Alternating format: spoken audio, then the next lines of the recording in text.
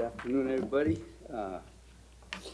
Let's get this show off the ground. I'll call the meeting to order, but the first order of business, if you could stand, and two will lead us in the Pledge of Allegiance.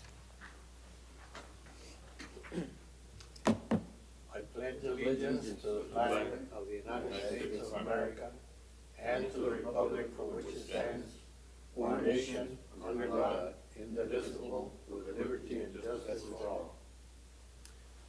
Thank you. Let's be seated. And having called the meeting to order, the first item on the agenda is roll call. Mr. Valdez. Mr. Armando Cisneros. Here. Efraín Sánchez. Present. Ana Sainz. Michael Gutierrez. Present. Manuel Flores. Here. Jesus Rodriguez. Present. Luis Castillo Jr. Here. Richard Geisler. Here. And Mr. Israel Reina. We have a quorum, Judge. But the next item on the agenda is what I thought we would have a crowd here, is the public comment. Anybody that wishes to make public comment. Care to say anything? We're good, Judge. Then the next item is since there's no one that will address us, then the next item is the reading of the minutes and action to approve. I think that we're all served with a copy of the minutes of the last meeting. And do you want a formal reading, or does someone want to make a motion I move we approve. without reading? Right. No changes? Is there a second? Second. There's a second. Discussion. All those in favor say aye. Aye. Aye. The minutes are approved. Then the next item is item 5. To discuss, consider, and recommend, if desired, the following potential charter amendments. The first section on the agenda is section 2.04.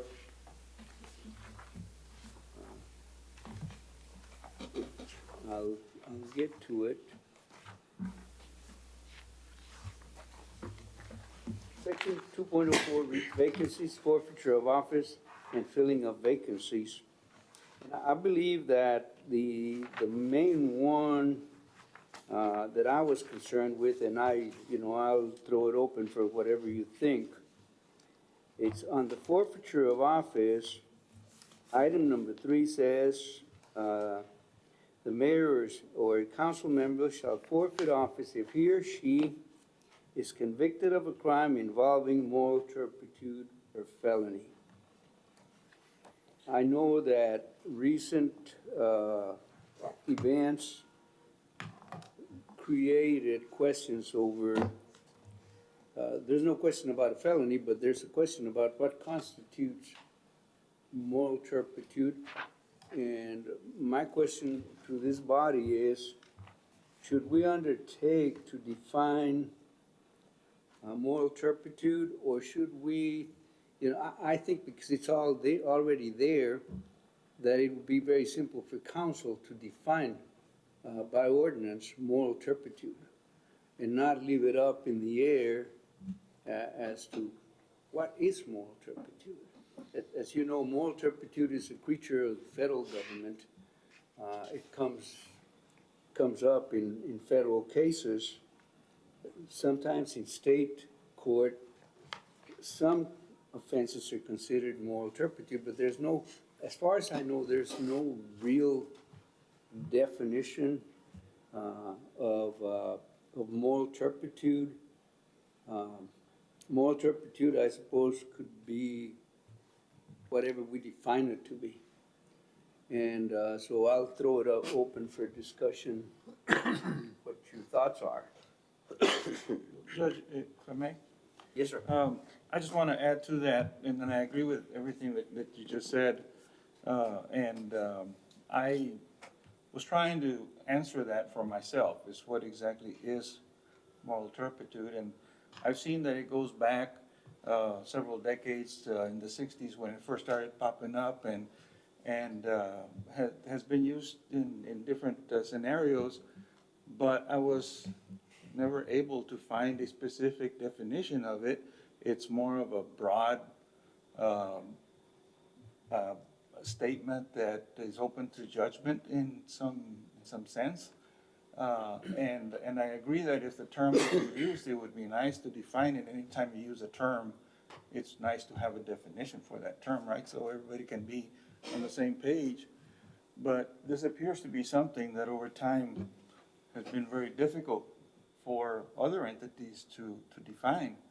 And my only concern is that if this commission wants to take that on, it might be something that might take a long time for us to do it, because if it hasn't been defined in decades, it's gonna be really hard for us. And of course, I understand we're only doing it from the standpoint of city government, and we're not trying to affect, any other entity besides that, and strictly define it for our own use. But, the point I wanna make is, I had a hard time, finding it. In broad and general terms, I find some definitions, but in specifics, they seem to be lacking, and even then seem to be, a little uncertain as to what it is. So I don't know that this commission wants to set out to define it. It would be nice to have some guidance, if not a definition, but perhaps we might ask legal staff to bring something to us and consider something like that. Judge, if I may? Yes, sir. Council also kind of struggled with this, trying to figure out again what a clear definition is, and there really isn't one. I know that in discussions, and this happened when Councilman San Miguel was on board, and not that they took an official vote, but they kind of, not all of them agreed with this, but what they had said was, and I'm gonna read, and you have it, I think you should have it here, Amendment C, which reads as follows, and this is kind of something that they kind of all agreed on, but they still wanted to present this item to the commission to see if we had different input.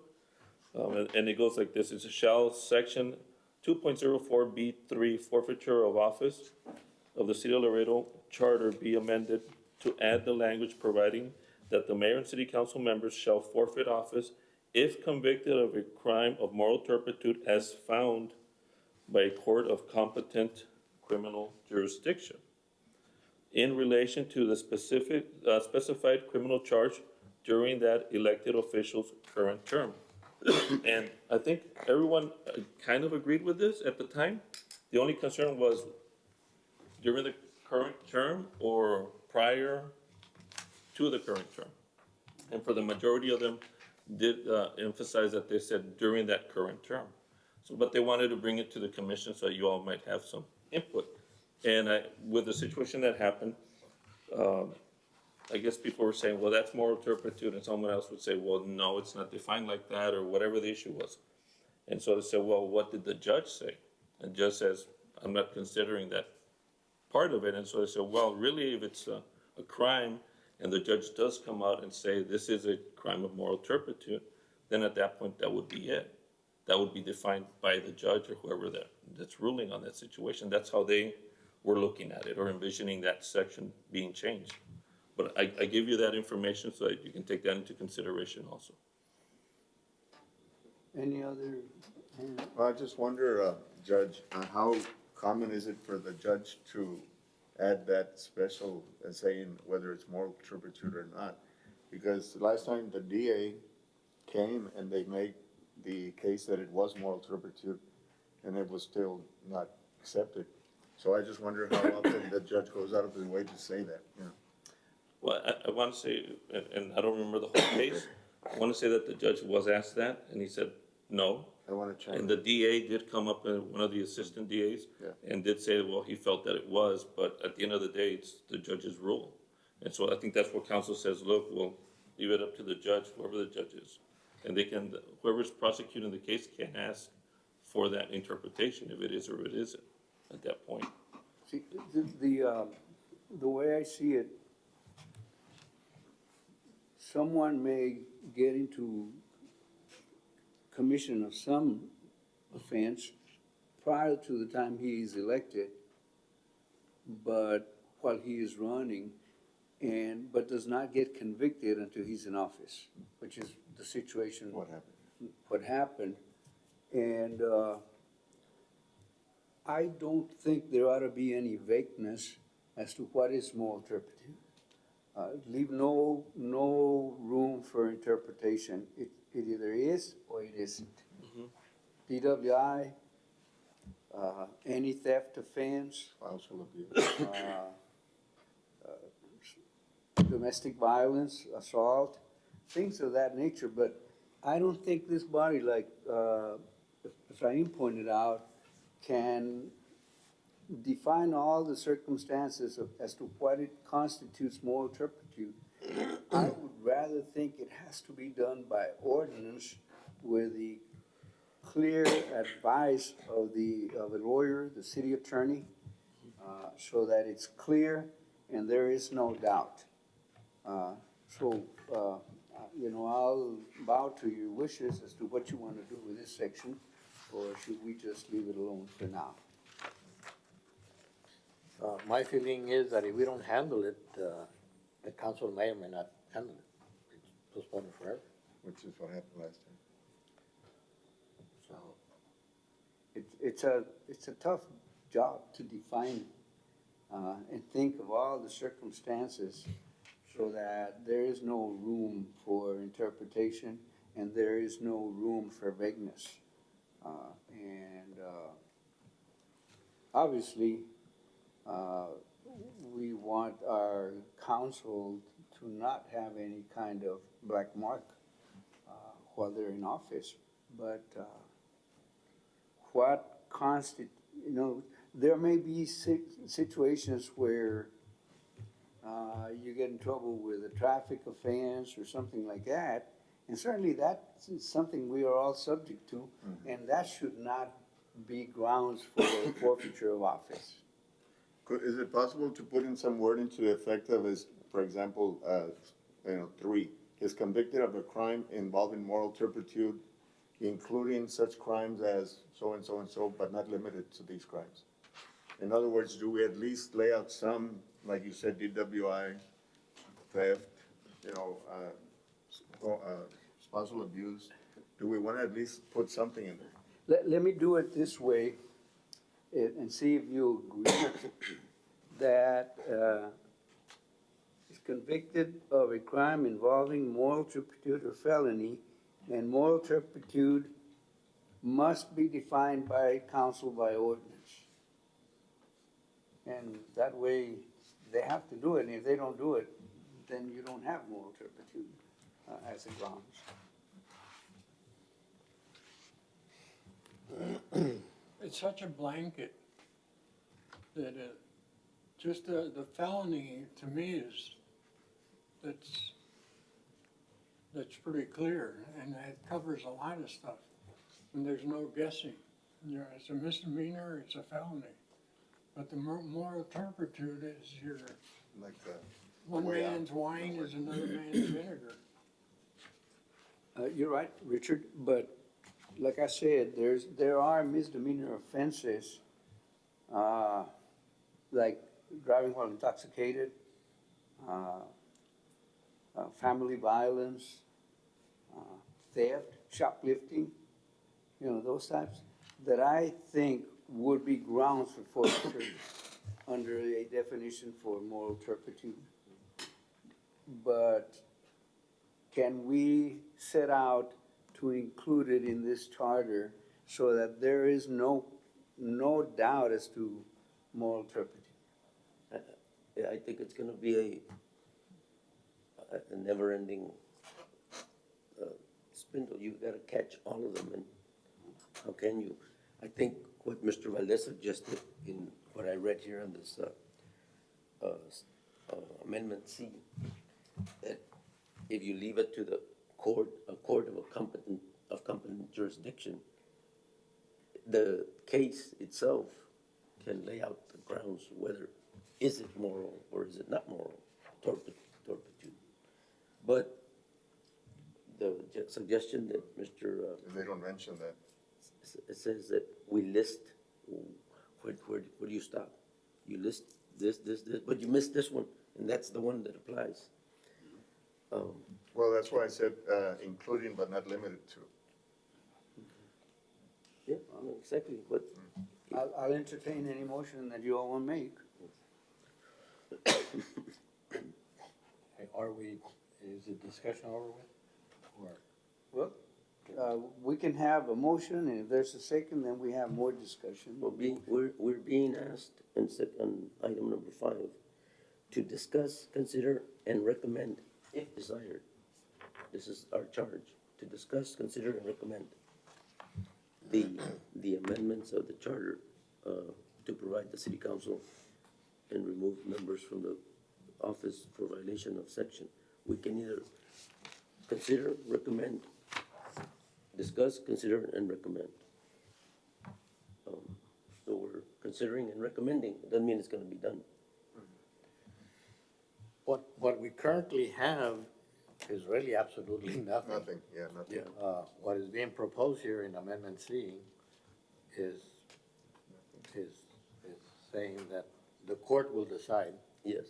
Uh, I think that's what, Now, if the judge go ahead and read it. doesn't specifically say moral turpitude, we can say that in it by itself, if they don't specifically say moral turpitude, but regardless, the person charged is convicted in a court of law, so that's better than what we have.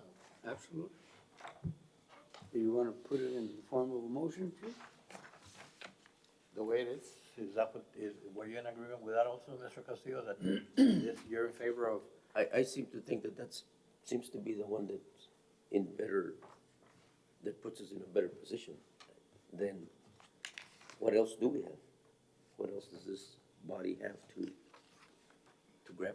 grab onto other than, well, if the court says that it's moral turpitude, then the court said it, based on the situation or the case findings or whatever. On a case-by-case basis. Let me see it, 'cause I don't think I have. Look at those commissions. It's on page We 3. have that one. Page 3. Page 3? Tab 3,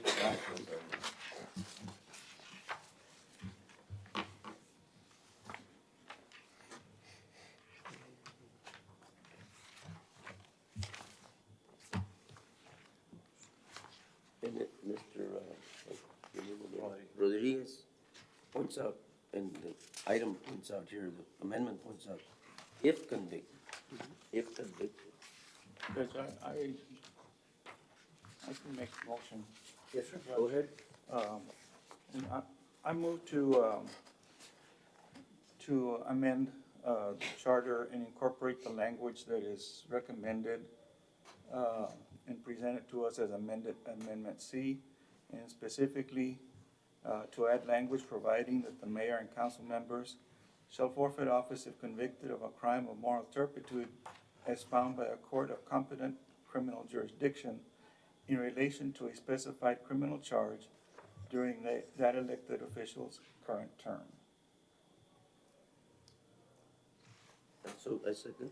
There's a second by Mr. Castillo. Now, any further discussion? Yeah, I have one. Judge, because if it's, let's say the city council person violated something and it occurred in his first term, but the court was not finalized until the second term. So because it didn't happen in the current term, he gets away scot-free? Or should it be, since he's been in office? Well, I mean, I would think as long as he's been in office, instead of saying just in the current term. Well, current term refers to being convicted Yes, during that term. yes. The crime, the alleged crime may have happened Oh, either before or during. okay. Any questions or more discussion? Your concern? Well, it was- actually says, dude, in relation to a specified criminal charge. So the charge could have been in his first term and not settled until the second term, and he's off the hook. I don't think we should have that. But isn't the point that we're making is that he leaves, or he or she, the person leaves the position of city council person? If the condition was today at 5, then he's out tomorrow. Okay, I think this is leaving a way out because of the wording of the current term. I think it should be just period, like as long as, ever since that person became an elected official, that applies. I mean, that's why, So how would you word it? specified criminal conviction during the elected special, current term, instead of charge. Because you can be charged and then it might drag for 3 years. It could. No, but it does say convicted here. No, I'm saying that you change the word to conviction or found guilty. Because otherwise it says the charge only applies to the, you know, the last part, it says in relation to a specified criminal charge during that elected official's current term. Yeah, but prior to that, it says convicted. Yeah, I think, and I think that's a very good point to consider. Now, look, if we just take away the current term, then what that would do is leave it open to, if someone had a conviction for moral turpitude 10 years ago, Okay. then it would still be open and to be considered here because we're not limiting to any terms, we're saying at any point. So I don't think that's anybody's intent. I think the intent is while they're serving serving these an office. positions, right? Exactly. So maybe we can say current or prior term? I think so. That creates a problem. There's only 2 terms. What Right. you want is for an elected official, if he is convicted during his term, regardless of when he was charged.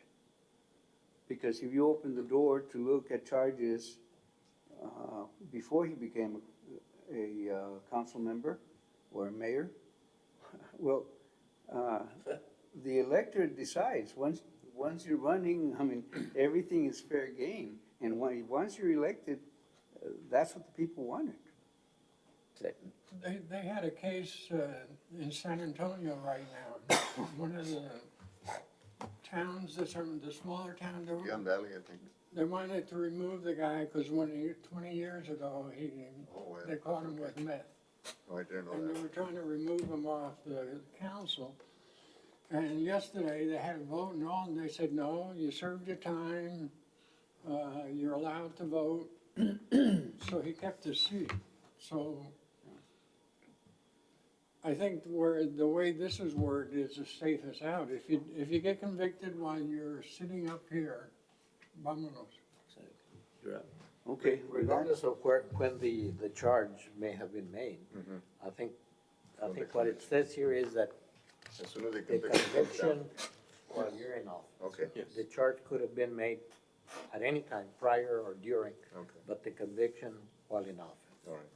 I'll call for- Now, I have another question, Okay.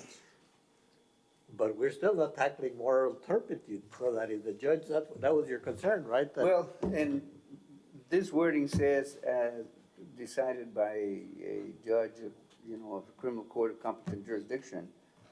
We're gonna leave it up to a judge to decide. It'll wind up in court anyway, and in the hands of, But if there's a conviction, but the term moral turpitude is not specifically mentioned, No. would that exclude well, the office holder again, from being you know, evicted?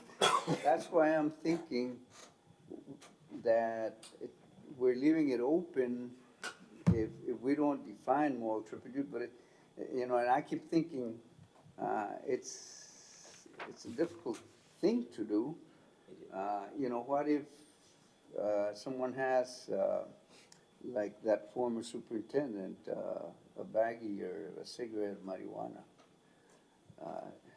Possession of marijuana, although it's legal in some states, here it's not. And under federal law, it's not.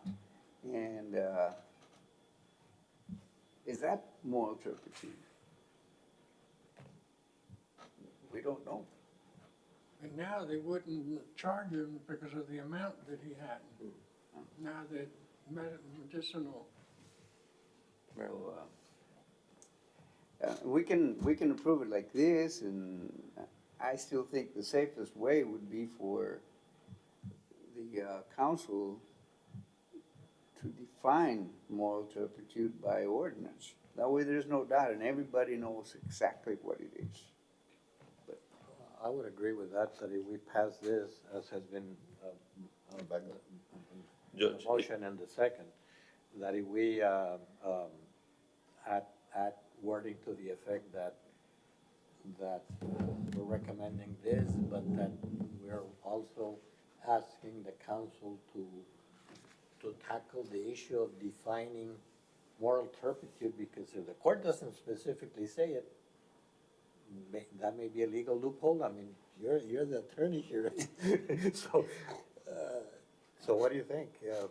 If they don't say moral turpitude, then that, even though it's a serious crime, Well, again, the way it's worded under the motion would take care of most of it, but there's still that little doubt as to what constitutes an offense involving moral turpitude.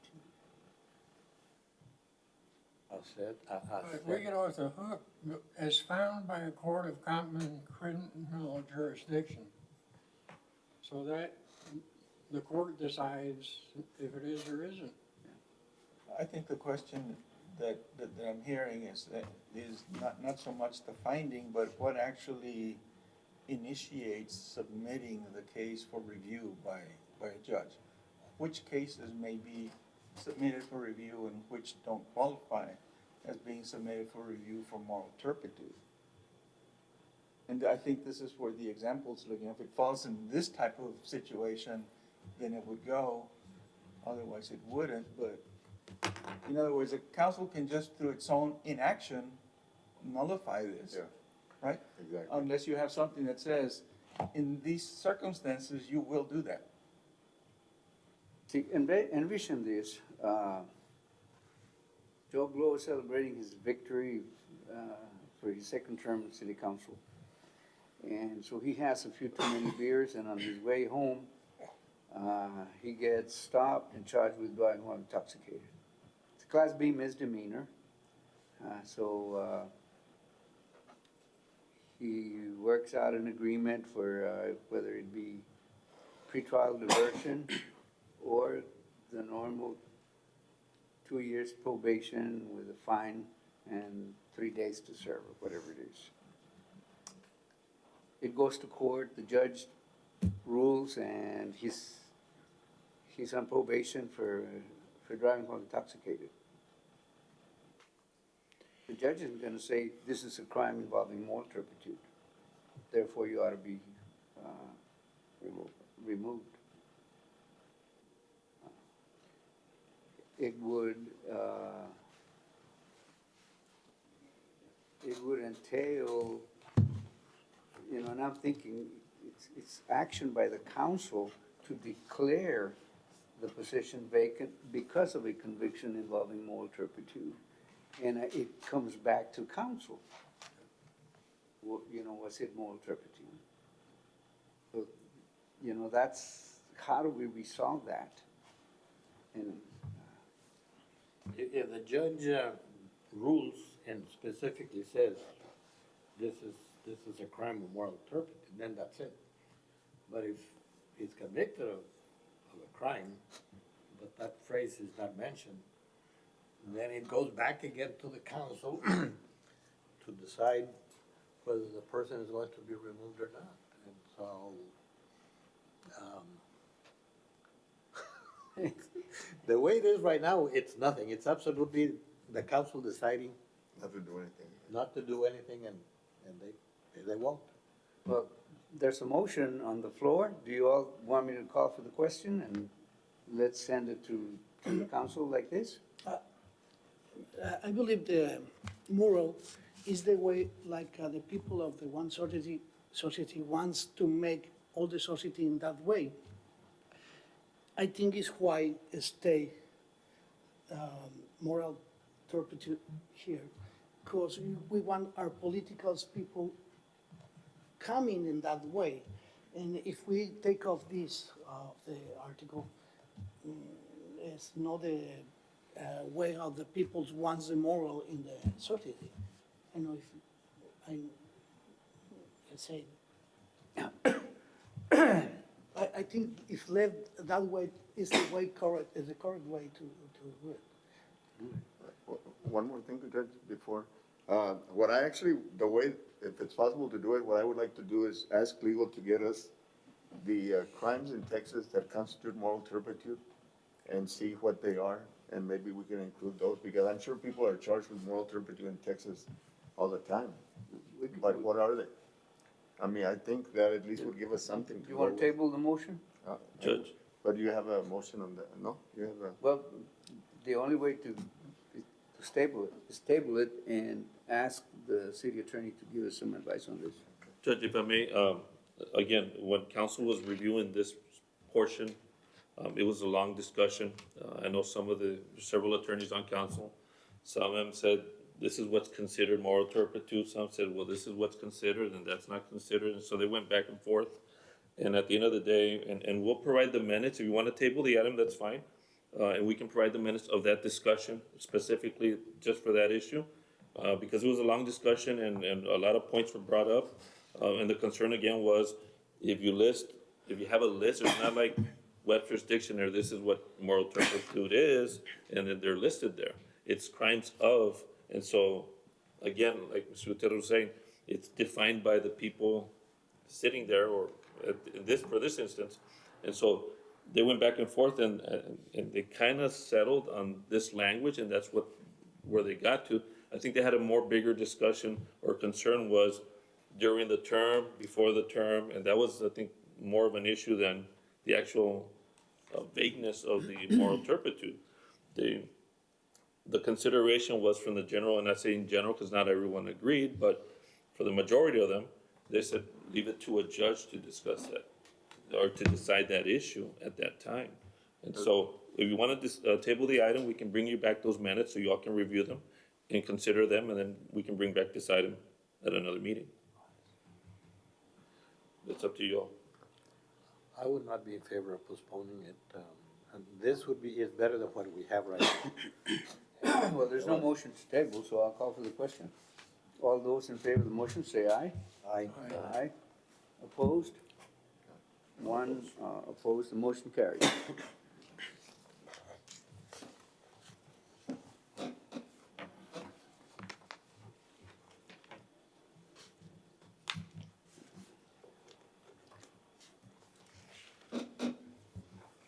But the other section that's on here is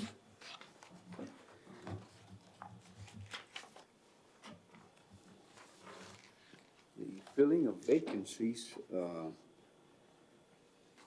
I don't know that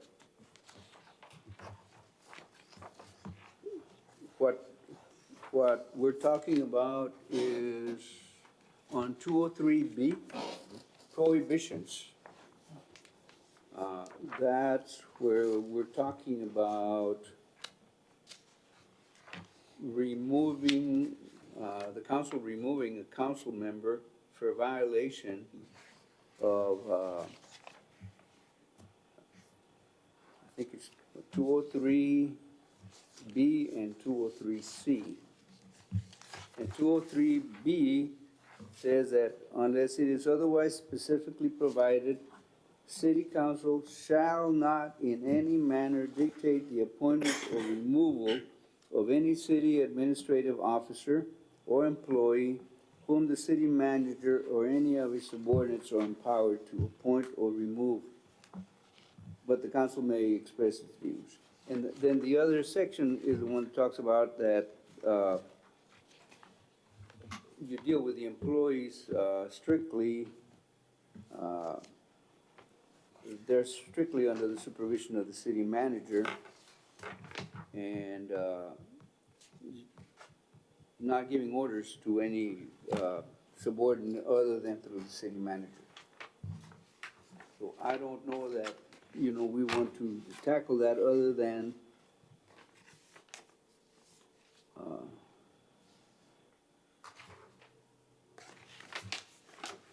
do we want to get mired up in the removal procedure? I think those are good sections that are there, that the city manager is in charge and as well it should be. And the council individually should not meddle with the management.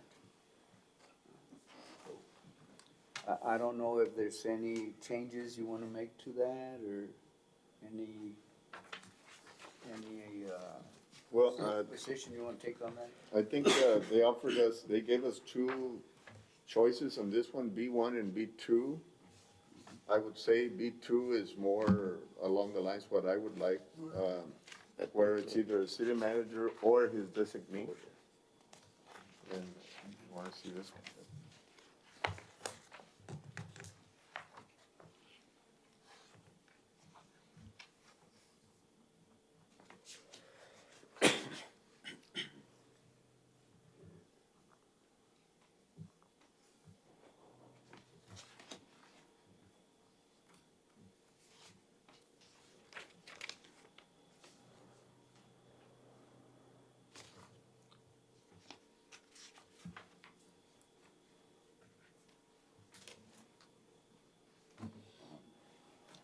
I think on B2, perhaps Mr. Valdez can enlighten us on this.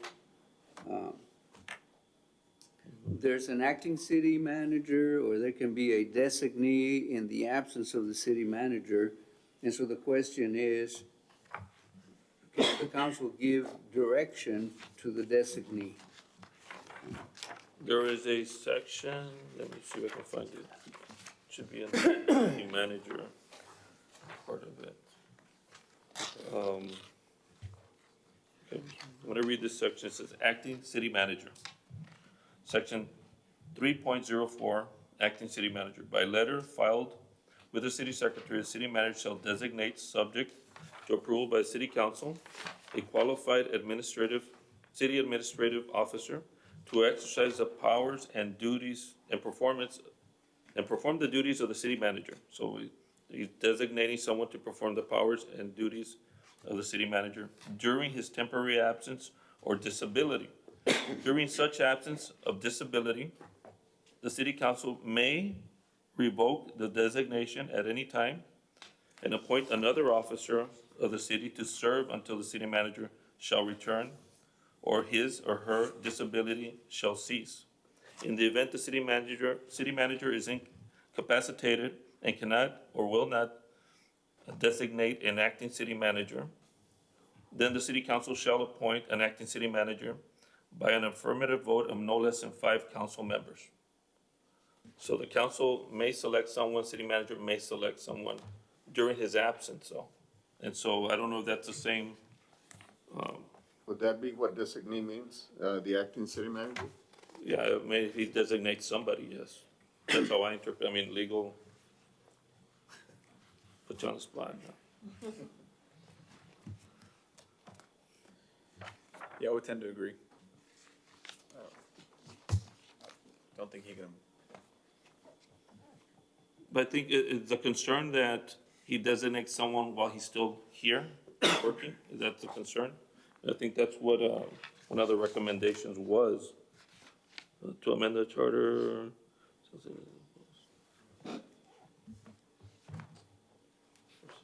And see, the staff recommendation is to, the same language, solely through the city manager, or the city's manager's designee.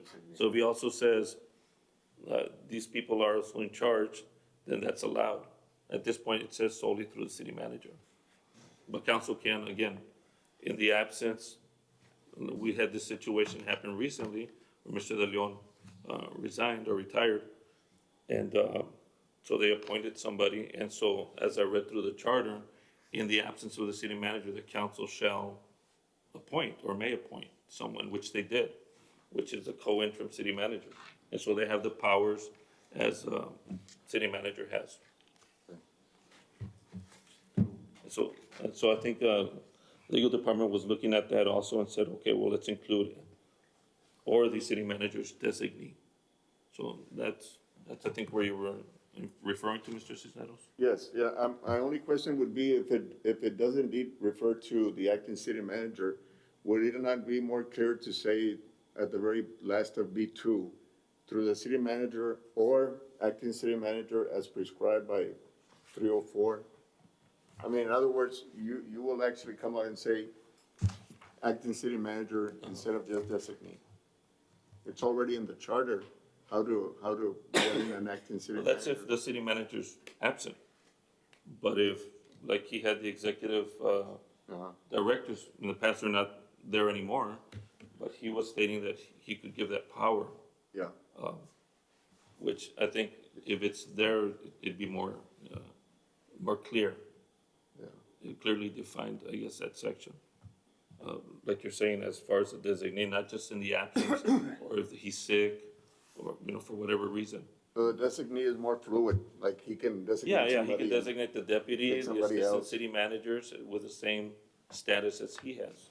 Would it, That was the intent. would there still be a record of who the designee is? Like here, it calls for a letter to be Well, you filed? could put that in part of the motion if you like, as an official, it could be through an ordinance, it could be through a motion approved by council as far as who he designates, and they'll say yes or no. How does it work right now? Again, please. Right now, only if he's absent, then he could designate someone if he's sick or he's out of town. They That's submit how a it letter is right to- now. Yes, like right now, even right now, if both acting city managers are out, they'll go to our office, submit a letter saying we're out for X reason. This person's in charge. Okay, so that's how it is now. So Yes. the proposed change here then is what?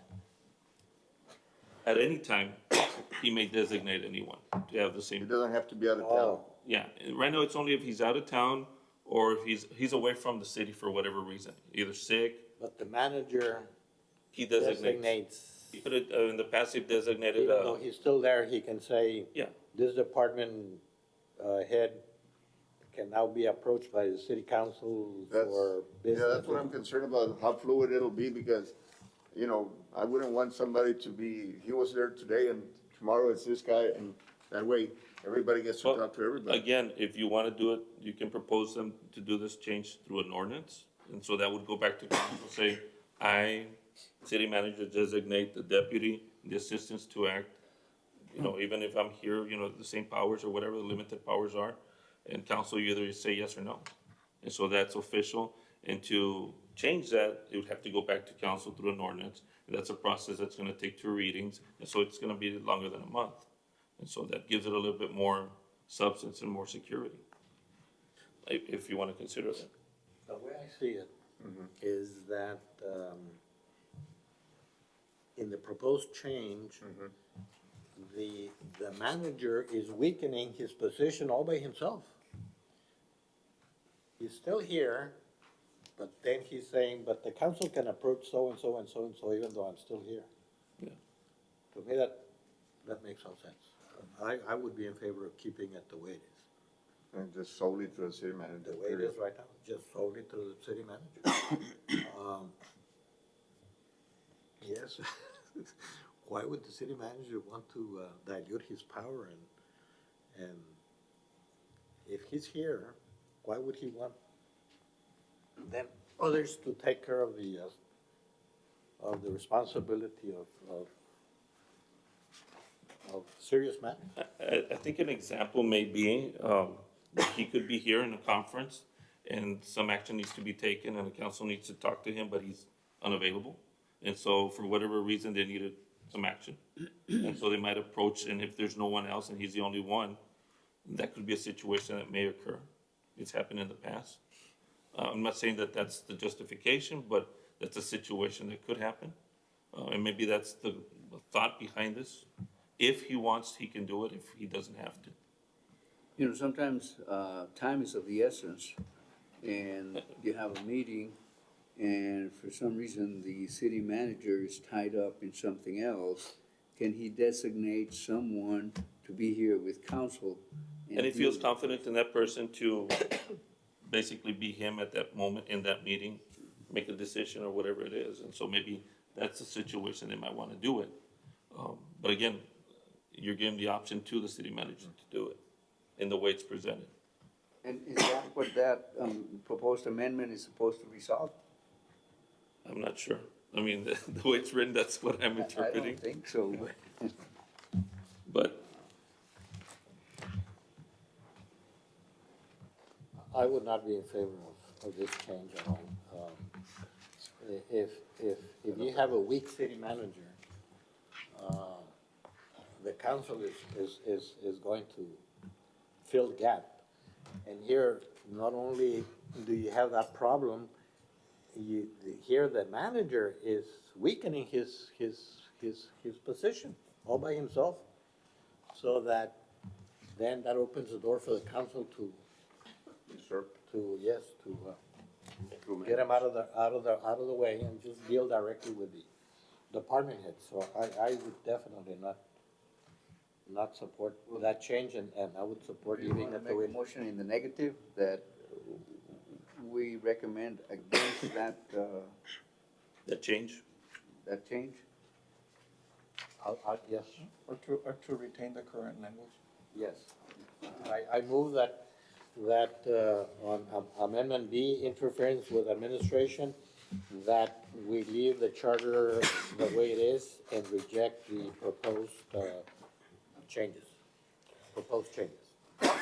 That's a motion by Mr. Rodriguez, Second. second by Mr. Gutierrez.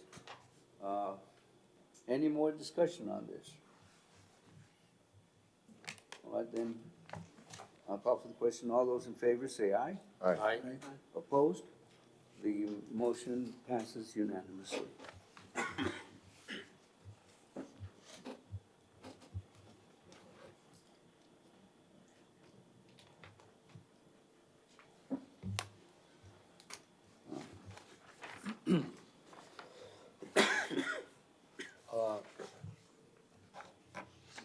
Chairman, Yes, in section 8, this is section 2 in our agenda, 2.04 vacancies. It says to amend the city to provide that the city council may by 2/3 votes remove council members from office for violation of sections 203B and 203C. That's what we have been discussing here. Yes. So, would that be then the next item on the agenda, or did we go out? let's see.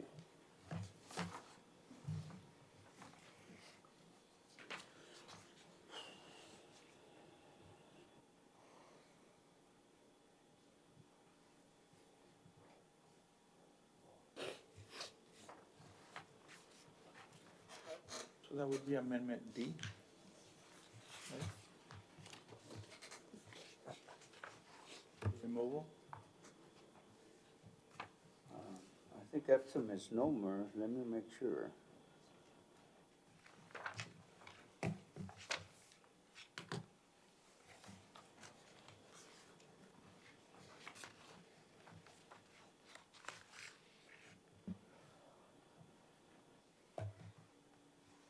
Because that's what I was gonna call next. It's section 205. 2.05, which says, "City council shall be the judge of the election and qualifications of its members and of the grounds for forfeiture of office. The city council shall have the power to subpoena witnesses, administer oaths, and require the production of evidence. A member charged with conduct constituting grounds for forfeiture or office shall be entitled to a public hearing. Notice of such hearing shall be published in one or more newspapers of general circulation, etc., and decisions made by city council under this section are subject to judicial review."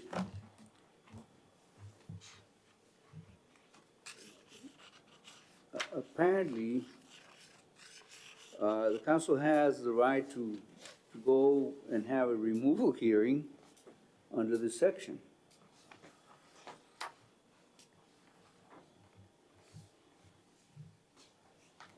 Judge, the 205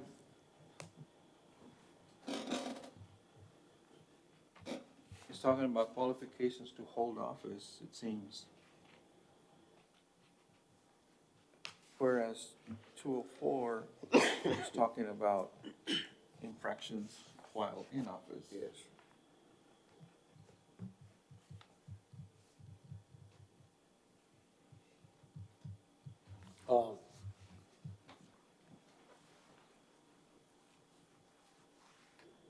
How is it now if a council member violates, One of those. 2.03B and 2.03C? If a council member violates either one of those, Who enforces it? what is the penalty? Because here somebody's proposed that if a council member violates B or C, That there be a vote. that the council then, Votes with a on it. two-thirds vote him out. I think that's a good idea. That's good. Well, No, I mean, Yes, because but who? it holds somebody responsible for the actual Absolutely. action, yeah. Yes, but Well, if I may, and I'm not in their thought process, but I think it also falls under forfeiture, so, but you have to go to a jury, and so that's why city council shall be the judge of election and qualifications. So let's say you have to live in your district, and you're found that you live in another district, and so there would be basically like a hearing amongst the council, and they would say yes or no that you have forfeited your qualifications. And that could be during the election or after, the way I interpret it. I mean, again, I'm not legal, and so a lot of this is gonna be up to interpretation, and I'm sure the court across the street will be the final say-so. But, I think it could fall under either one of these sections, basically. because it does talk about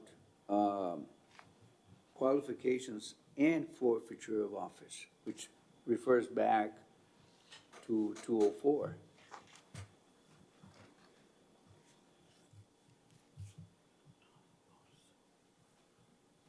the way I read it, it says specifically here that if a council member violates 2.03B, and B says, city council shall not in any manner dictate the appointment or removal of any city administrative officer or employee whom the city manager or any of his subordinates are empowered to appoint. So if a council member interferes with that action, or C, which is, except for the purposes of inquiring, obtaining information, reporting problems with services and investigations, the city council shall deal with the city officers and employees who are subject to the direction and supervision of the city manager solely through the city manager. So if a council member violates any of those, if he dictates to the manager who to hire, or if he interferes with Section C, investigations, here, I don't know who proposed this amendment, but it's very clear here, it says, to provide that the city council may by 2/3 vote remove a council member from office for violating those two sections.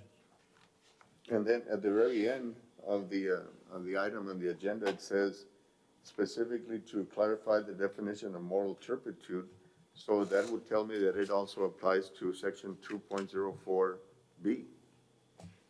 In other words, section 2.03 A, B, and C, and section 2.04B all should undergo a vote by the city council to be enforced, according to this.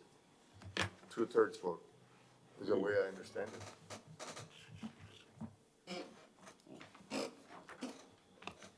That would be the mechanism that would enforce it, because right now it doesn't tell you who enforces it.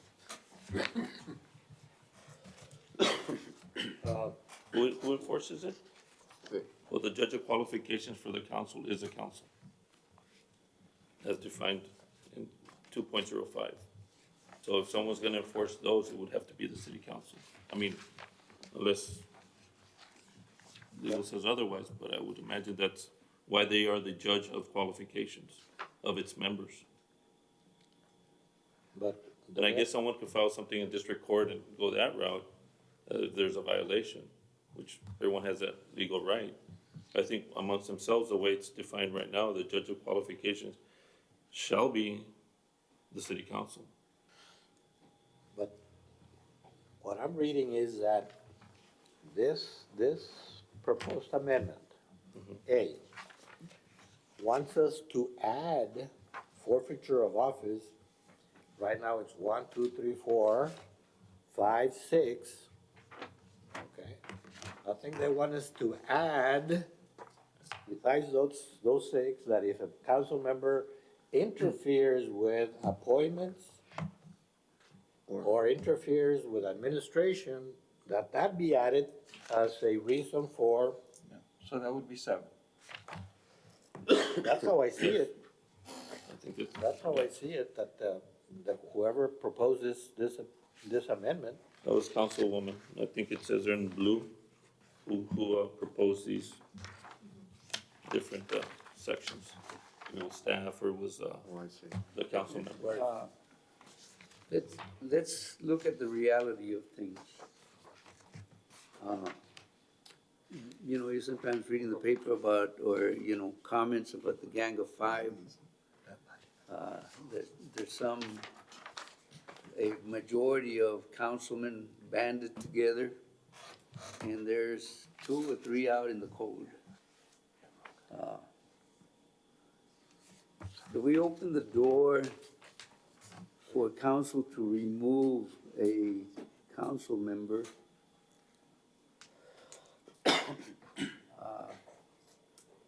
I think we're getting very close to violating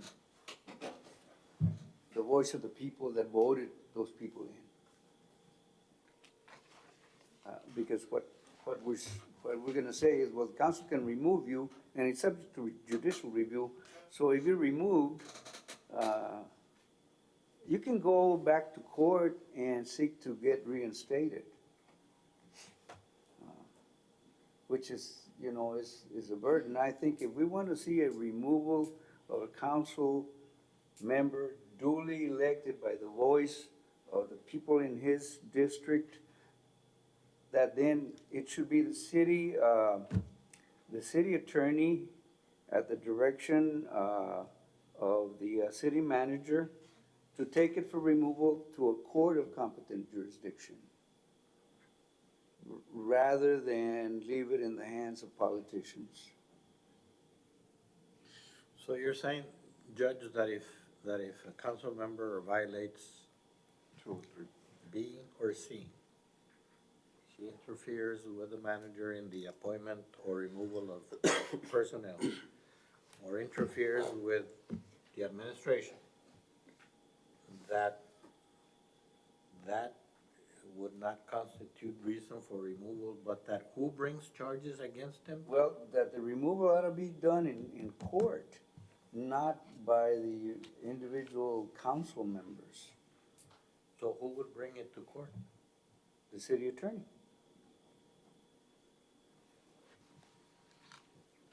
But the city attorney, who dictates what the city Well, attorney? see, who's the aggrieved party if a council member says, hey, Joe, you're not gonna post the agenda this month. You're not gonna do it because I'm ordering you not to do it. The aggrieved party is the city manager, because I'm interfering with the operation and the management of the city manager. So it doesn't make sense to me that because there's going to be differences among the city council members, that a two-thirds majority can say, well, you know what, we're gonna remove you. We're gonna remove you because you went ahead and did something we don't agree with.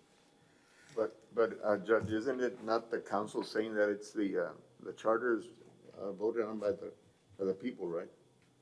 So is it not the people that are saying we prohibit these actions? And all this is saying is that there should be somebody to enforce To enforce the it. prohibition, violations. It makes sense, yes. And I think that's a very good point though, because when you have elected officials deciding the fate of other elected And officials, there's gonna be, Yeah. you know, you could have some changes in balance of power and things like that. I think what we're talking about, I think we're all, sounds like we're all in agreement as far as they shouldn't interfere with administration and they should pay some price if they do violate the charter. Now, I think what we're talking about here goes to section 205, which is judge of qualifications, and instead of city council being the judge of was there, a violation here of the charter, instead of city council making that decision, it should be a judge making that determination, independent of council. impartial. Impartial, yes. So I think that's, probably where the discussion seems to be going, just saying that everything's okay, except instead of having council make its own decisions, send it to a judge to make an independent decision, and then the council has to abide by whatever that determination is. Judge Plus, if I may, I'm not trying to throw a wrench into this, being a former elected official and having good conversations with former city managers and also having bad ones. I can also see the scenario where, again, I know it was discussed that the city manager and the attorney should file charges or whatever. But you also have that scenario where the city manager might not get along with somebody. And so he might say, well, I interpreted this as happening this way, where you violated this, so now you're out. Again, you'd have to, you're not proving guilty. You're not, what is it? You're not guilty and trying to prove yourself innocent. You should be innocent. Yeah, the Unless there's some, presumption- the and that's presumption why the judge of qualifications, they can also subpoena people and at that point, once they find out, okay, this was a violation, and that's, I think, where they were going with that, because, and I like the idea of having a judge do that, but someone has to file a complaint. And so if they find that there was substantial evidence, then the council, the way I interpret it right now is that the council says, okay, there was enough, now let's file something in court and remove this person. They're not gonna remove you because, of that reason.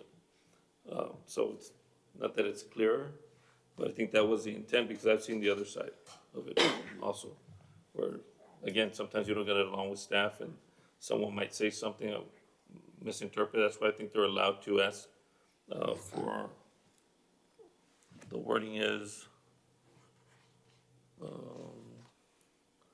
freely discuss, they can freely discuss appointments or not, but not giving direction. Hey, I want you to hire this person. You could say, I feel this guy's qualified, please consider him. That wouldn't be a violation as far as I understand it. You start dictating to them and 4 or 5 dictate, then that becomes an issue. At that point, the city manager would have to file something if they felt that pressure. But I hate for the city manager, we talked about him lessening his power, and if you allow him to be the one to make that call, I don't think that would be good on that side either. The way I see it, basically, it's division of powers. You have the council making the rules, and then the manager administrating the rules, putting them in. So the writers of the charter found this important enough to allow the manager to manage, so that specifically it's written here, city council shall not in any manner dictate the appointment or removal of any city employee, and also interfering with administration. Okay. The charter is saying these are the functions of the city manager. If a city council member violates those two provisions, what is the penalty? I would not want to send it to a third branch of government, to a court, to decide. the- Because here B, forfeiture of office, it lists 6 things. You don't attend 3 meetings, you're out, regardless of how many people voted for you. So that's there. Conviction of a crime, again, moral turpitude, 2/3 and you're out. But it's not here listed as serious enough to merit forfeiture of office. So I think that if you don't put it here, you're opening the door to encroaching on the functions of the city manager, because there is no penalty. And when there is no penalty, well, You make sense. Joe, Yes, sir. how many votes of the council is 2/3? I think it's 6. 6. Should be 6. I was trying to divide 8 by 3. and Yeah, it doesn't. I couldn't do it. Give somebody an extra You round bite. it up, round up. You count the mayor's vote as well? I'm sorry? You count the mayor's vote in determining the 2/3? Let me see. Uh, Well, the way it's written in the, It's 6 if you count the mayor, it's 5.33 if you don't. well, and if it's 5, if it's point something, you round The up. next, Yeah. okay.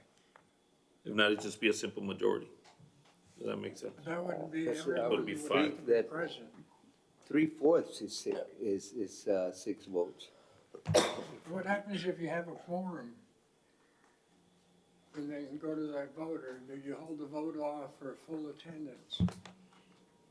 So, in other words, they should have a minimum, like a 5 votes or something. That's what I'm saying, because it could show up and be 5 people. Are you sure? And you get And then you 2. know Let me who's correct, gonna I'm be checking. what. 2/3? Because it sounds to me like it's 3/4. Yeah. No, 2/3 is 0.666, which, so, 6 would be 3/4. 6 would be 3/4. 3/4 is 0.75. Say 6 out of 8 is 3 out of 4. 3/4. Yeah.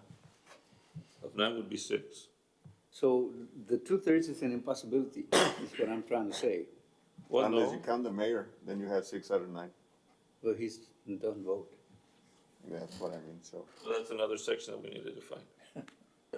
Clearly. more work.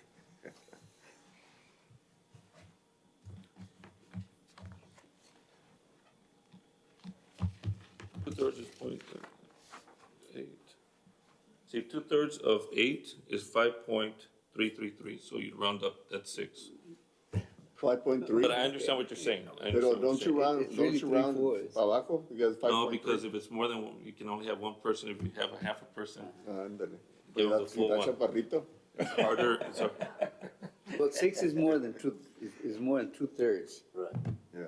But I think being a purist, it should 5 be and 3/4. the thoughts of another one. The intention was. That's how I've asked that question before, and I was always told you're supposed to round up. Yeah. It's a harder burden See, to, it makes sense. because if not, it's just the majority and you need 5 to take any action. This would be an important action. Okay, Chuy? I have another question that's even tougher than And the the first previous one, and that is, the council will decide what is,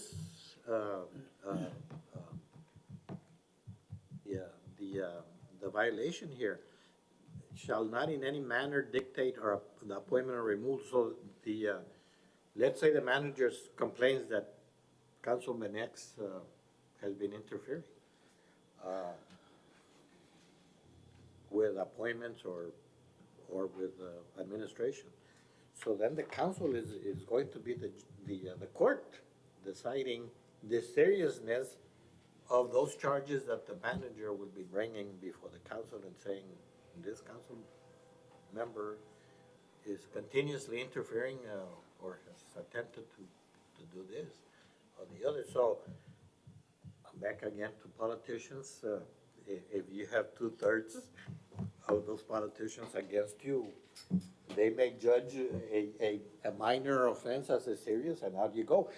It's not easy. It's not easy, but if you don't specifically take a stand, clear it up, then it's wide open. I can see both ways that it's politics, yes. So, this amendment is saying that we add interfering with appointments and interfering with administration as reason for removal. That's how I see it. And then, of course, then the council will be the judge of hearing all the evidence and then deciding by 2/3 vote whether they're out. There's one adopt that Yes. proposition? So amendment D, you would say to adopt amendment D? Is that what your amendment D is? To include it as one of the list of 6, now this would be 7, is that what the motion is? As a forfeiture?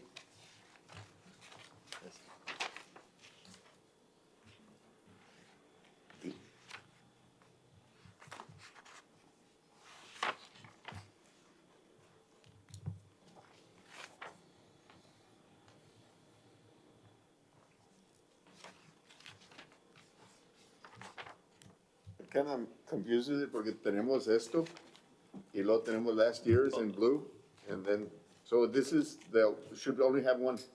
This is the latest and it should be all, That's what council had said to take to the commission almost 2 years ago. Oh. And then during the elections, the commission back then had said, we're not gonna do anything right now, wait till after the elections, and then we started kind of slowly trying to get back, and that's why we're here, and that's what council had voted back then. Of course, Councilman San Miguel's not here, some other councilmen are new, and so this is what was given to the council back then, or what council was thinking back then. So that's how I read it, that amendment D is they want us to add interfering with the, with appointments or administration as reason for removal. okay. It says currently, this change adds the violation, okay, currently there's nothing, it just says, we want this added. And it says that, at the bottom it says that apparently this is part of the charter in San Antonio. Reason for removal, interfering with the administration. Is that correct, I've never Mr.? seen the charter, Ahí dice abajo. you know, I know it language. says there, but I've never seen it, if you're asking me, Okay. if I've seen Fort Worth, I haven't seen it. You can vouch for, so is, San Antonio, Fort Worth. so lo quieres, So then it's our decision here to decide whether violations of B and C, right, a council member meddling with appointments, giving instructions. giving instructions, saying hire so-and-so, or interfering with administration, that be reason for removal. And that's. And the council vote on it, right? The only thing that concerns me, where it says 2/3 vote, I would rather change that To a number. to a number or to the right fraction, which would be 3/4. I would favor approving this proposed amendment and then making it hard, not easy for removal of a council member. In other words, put enough votes to get them out so that it's not an easy matter to do just every. Well, it is a whole council, just to let you know, because it does say city council, and that includes the mayor. If it said council members, it's only the council members. That's Just okay. 2/3 of the city council. The city council includes the mayor, right? Yes. Okay. So then So I 2/3, think including the 3/4. the Yes, mayor that would would be be- how many votes? 6 of 9. 6. Six. 6 of 9. 6 out Okay. of 9. Can you amend it to 2/3. say 3/4 as the judge or you state it? Yeah, because 2/3, Thank you, sir. unless you include the mayor as a voting member, but he doesn't vote as I understand it, except in case of a tie. Well, again, there's certain conflicts. I know the last amendments to the charter say that he votes in a section, but they forgot to remove the other section where it says he only votes in case of a tie. And so he has been voting, and so that's one of the issues that needs to be clarified in this go around, to remove one section or the other. We can say 6 council members, or,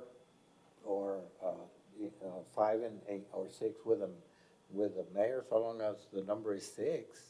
I would As just the say number is 6, of 7, the 9. council, because if you say or 5 or the mayor and one with the mayor, then he would have to vote, and maybe he's not at that meeting or whatever, and so maybe the other 6 do want to remove whoever that person would be with the infraction.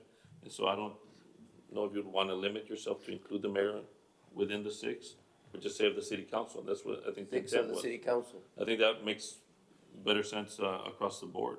whether the mayor is voting Yeah, or if not, the mayor votes or not, he's still there. there's still 6. And if the other section is clarified, well, you should vote. Because we're removing one council member, right? Obviously, you're one short. Right. Since he's at, Well, you could vote against. I mean, there's not, it doesn't say he can't vote. So, That's right. so if you change it to a affirmative vote of 6 council members, I would be in favor of the motion. Makes it more stringent. That means it's a serious issue. But if a quorum is 6, 5, a 5. quorum is 5. 5. Well, we're gonna discuss that section because there's also some dilemmas there further down the line. Okay, so you want specifically to say 6? 6, by the affirmative vote of 6 council members. Council members and not city council, right? Because you said city council includes the mayor. Includes the mayor. So the wording should be by Well, it 6 depends what council you want. members? Council members. Do you want council members? And it's only council members. Is that? You said you wanted to make it hard, so. Yes, yes. So then that would mean that only 2 would be opposed to the removal of the. Right. I'll go along with that. Oh, wait, So the, you can make your motion and amend I it. make the motion that we adopt amendment D, except that it should be reworded to say that city council, by the affirmative vote of 6 council members, vote to remove a council member, et cetera. Second. Just a question, what about if come a new district here, doesn't matter to these, points? I'm not sure I understand. Yes, They add if, another district? yes, if we're gonna get a new district here, 9 districts here in Laredo, Well, the number of Doesn't change. councilmen is not gonna change. no change, okay. The wards may change, depending on what we do and so forth, but for now, that's the motion. Was there a second? Judge, I second. just for clarification or point of clarification. So when you say remove a council member, but it could also fall where they remove the mayor. The mayor. So that also is included in there? All right, 4. That's another, Whole council. well, no, it says remove a council member. So any council, The mayor is a council member, The city council member, right? but it would take the affirmative no, vote council, of no, 6. hold on. The council member is just councilmen. The 8. Yes, the 8, not the mayor. City council includes the mayor. That's the difference, and it's defined in the charter. Oh, okay. Okay, so the wording then would be by 6 votes of the, of 6 council members, right? To remove any Mayor council or member council, or any member from the city council. Yeah, Yes. Is that what you want? so we say That's city right. council, it includes the mayor on the second clause, right? Yes, because you're saying 6 council members may remove any member of the city The council council including, which for includes the these mayor. violations. Is that what the intent is? That's the intent, yes, sir. Okay, then as worded, Yes, sir. is that correct, Mr. Still Rodriguez? okay with the second? Question, can I? Yes, sir. So,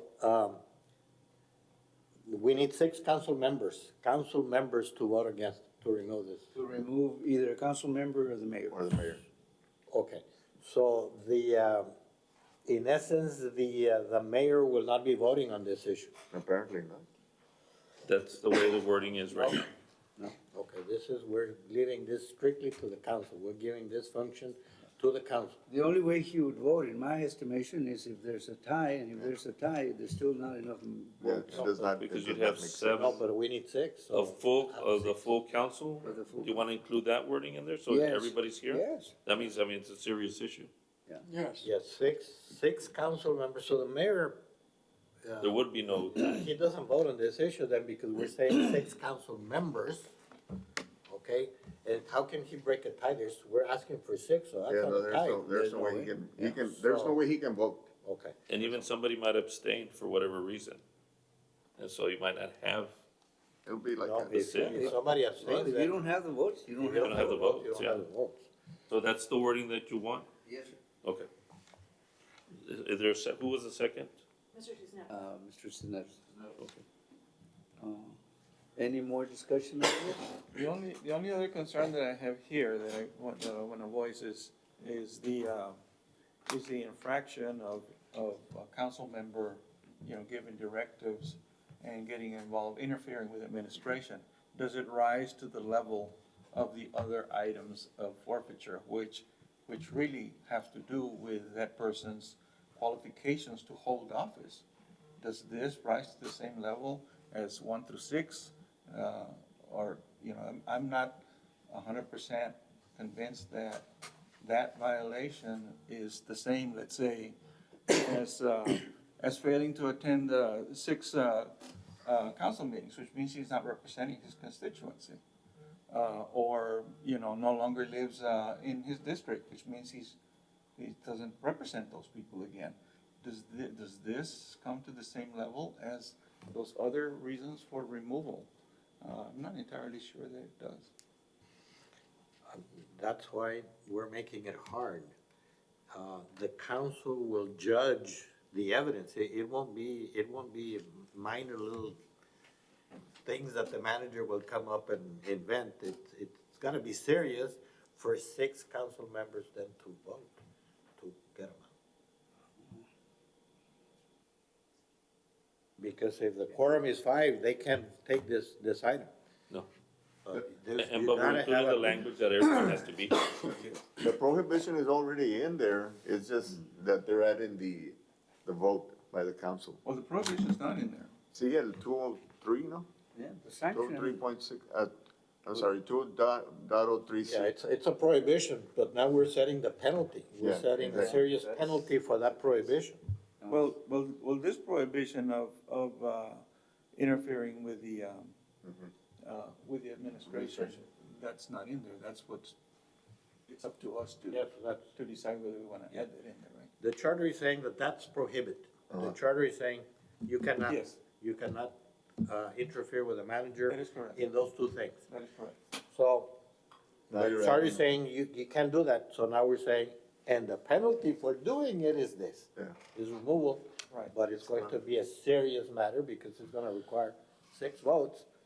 And if you have only a quorum of 5, they can't take up that item. You have to have at least 6 members present and then all of them voting for removal. That it was serious enough for a removal. But we're saying, part of the motion is to include that all council members have to be present. That way everybody votes. Full council. Do we want that included or? No, because all you need is 6 votes. I see, I see. Well, that's fine. I was just asking because, Okay. again, this was a serious issue.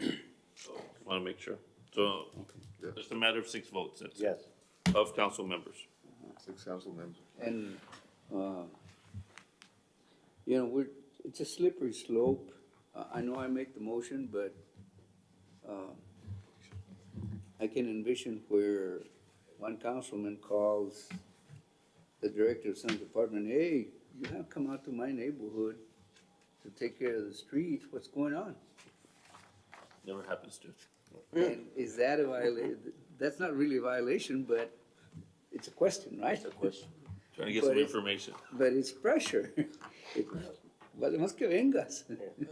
A good example was the councilman with the signs and the inspection of the business. A raid. Yeah. Actually, that's what prompted that, it came up. So that's what brought up that, whether there was a violation. It's gotta be serious, it has to be serious to get 6 council members to vote on it. Yeah. That means only 2 are not in favor, the accused, Probably. and then somebody else. Right, So, No, it puts a good burden on the council yes, to do it. 6. But it should be clear though You that gotta we're have at saying least that you don't 7. interfere with the city manager. Yeah. accused and 6 others, so you can have. Well, at the least, accused may not show up on that night. Well, he might show up to defend himself, to defend And himself you at know, all.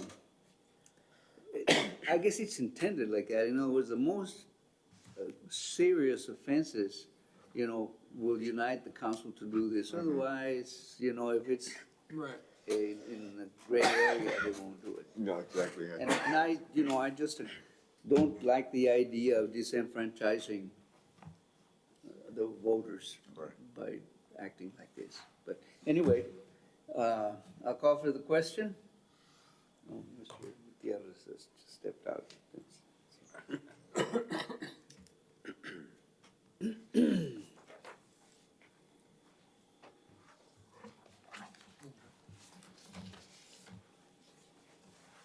All those in favor of the motion signify by saying aye.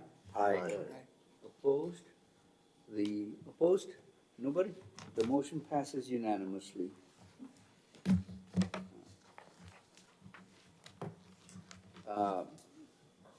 We'll go to C, section 2.07, procedure, quorum.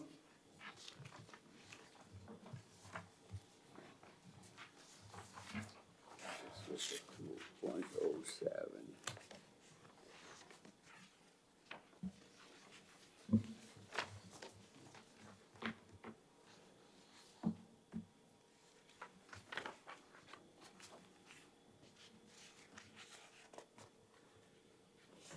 There's a recommendation, I believe, but the one that I wanted to discuss first was section C, which says a quorum must be established before the council can conduct any business, and no vote can be taken in the absence of a quorum.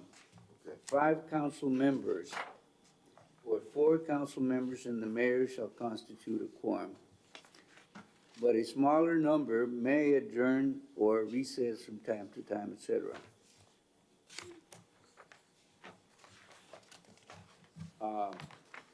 The one I have issue with is 4 council members and the mayor.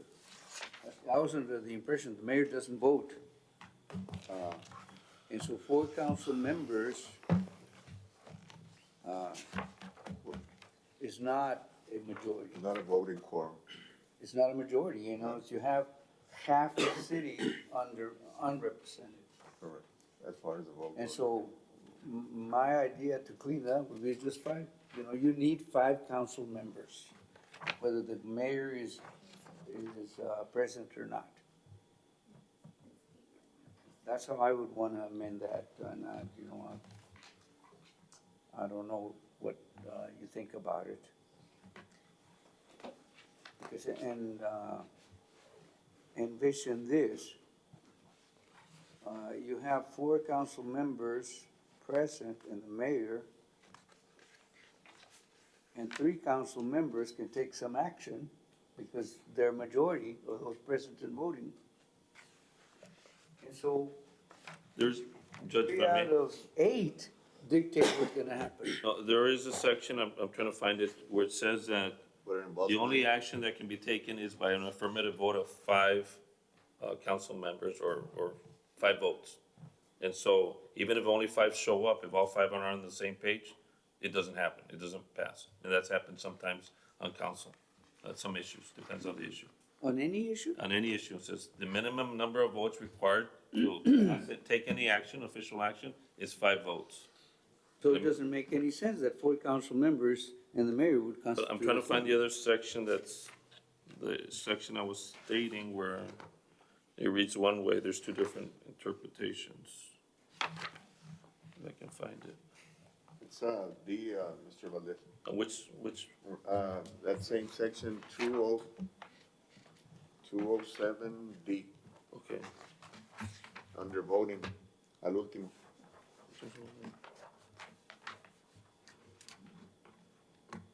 See, Is that it? yeah, I think so. See, right there, it's saying that the mayor has a vote. Yeah. 4 council members or the mayor.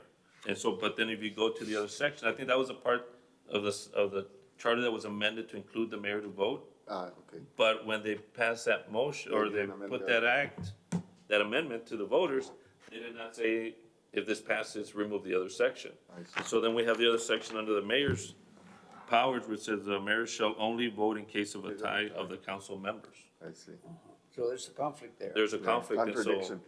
so because this was included, the mayor has voted on situations where he's the 5th vote, and even on some other issues, he has voted. And so that's the, If the voters pass that, I don't have any quarrel with it, but I do have a quarrel with 5 council members have to be present. And I think that's what I would insist on. And I don't know how you all feel about it. No, I agree.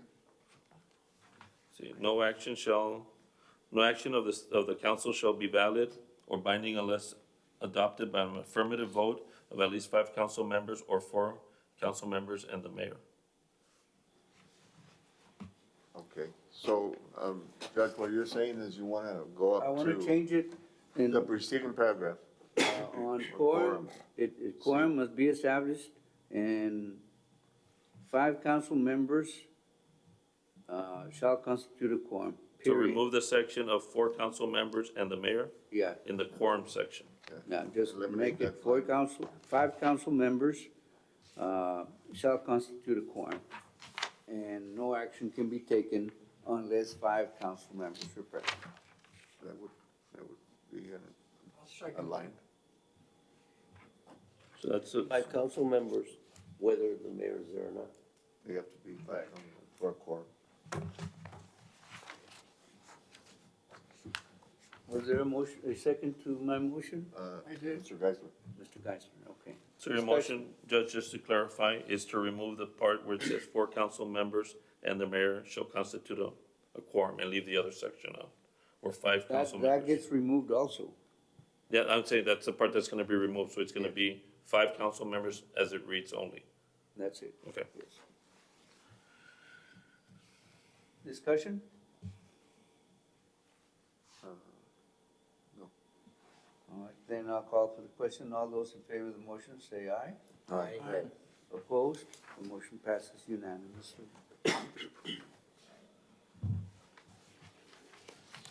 Let's see, that takes care of item C, unless you all want to discuss something else under 207.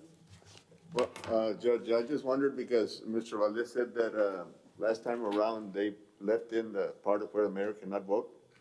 But apparently he can vote in certain situations, right? Well, where it says voting, it says that, and I think that's being respected, so a quorum would, the way I'm interpreting this motion is you'd have 5 council members and the mayor could be there. But let's say one of the council members disagrees, so you still have 4 votes, but the mayor's voting.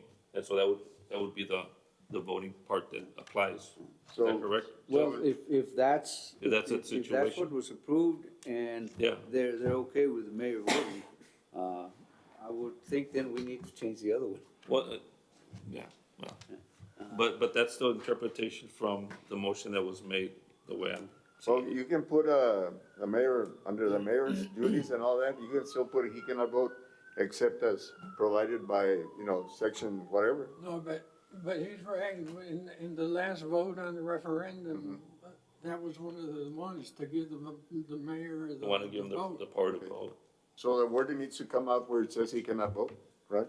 Well, I think, It's in- based on the council, again, and this could be something you all wanna take up and bring back that item specifically and say, remove this section from the mayor's powers, only in case of a tie, and allow him to vote whenever he wants, or have the same rights as the rest of the council as far as voting. I mean, you can do that also. Maybe we ought to take that section up, post it for the next Yeah, meeting. for the next meeting, we can do that also. powers and duties of the mayor. All right, then,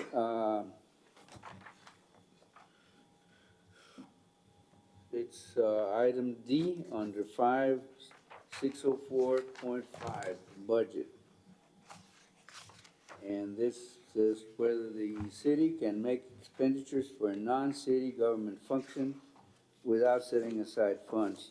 To clarify a non-city government function, which funds they will deplete for such expenditures and to provide protection to the taxpayers.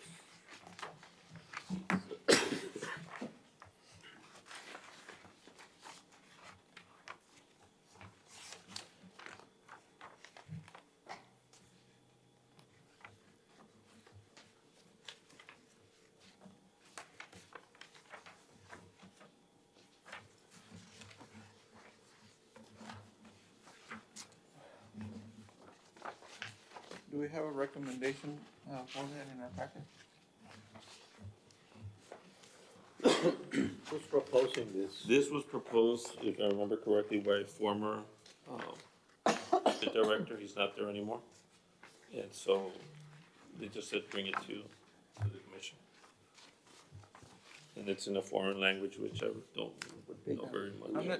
It's not too clear to me what it's trying to accomplish.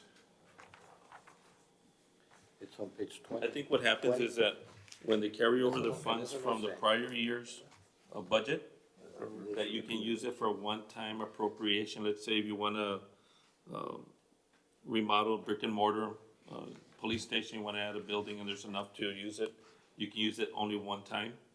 And so they're saying, well, we have that project, but we also need money over here.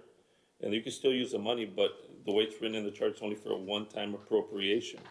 The rest would have to be back into the budget, or something to that extent, from what I understood back then. That was, the previous budget director? Executive director, but he was in charge of budget. I remember he's the one that brought that item up. But you're talking about a city function. Here, it says, whether the city can make expenditures for a non-city government function. So what would constitute a non-city government function? Let's see. You know, in the old days, the city used to give money to United Way and Washington's birthday celebration,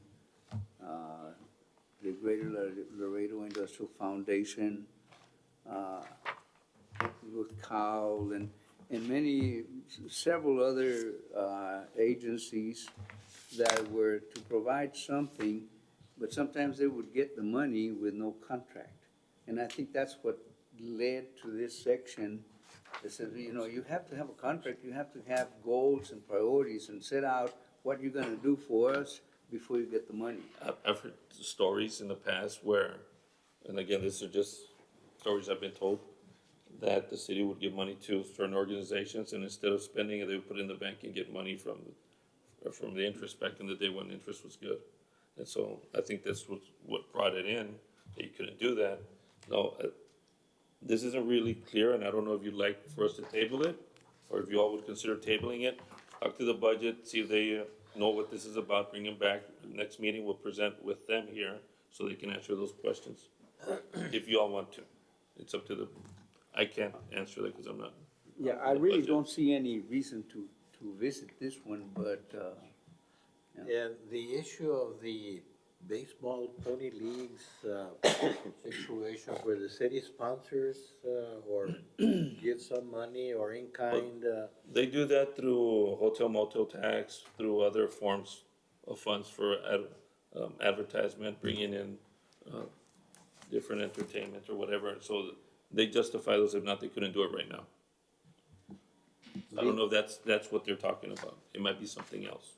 Because it ends, D, it ends with provide protection to the taxpayers, which sounds good to me. Yeah. I think there's more to it here than what is just here. As I stated. And that's why I'm saying I don't have that information. I'm not knowledgeable of this. Right.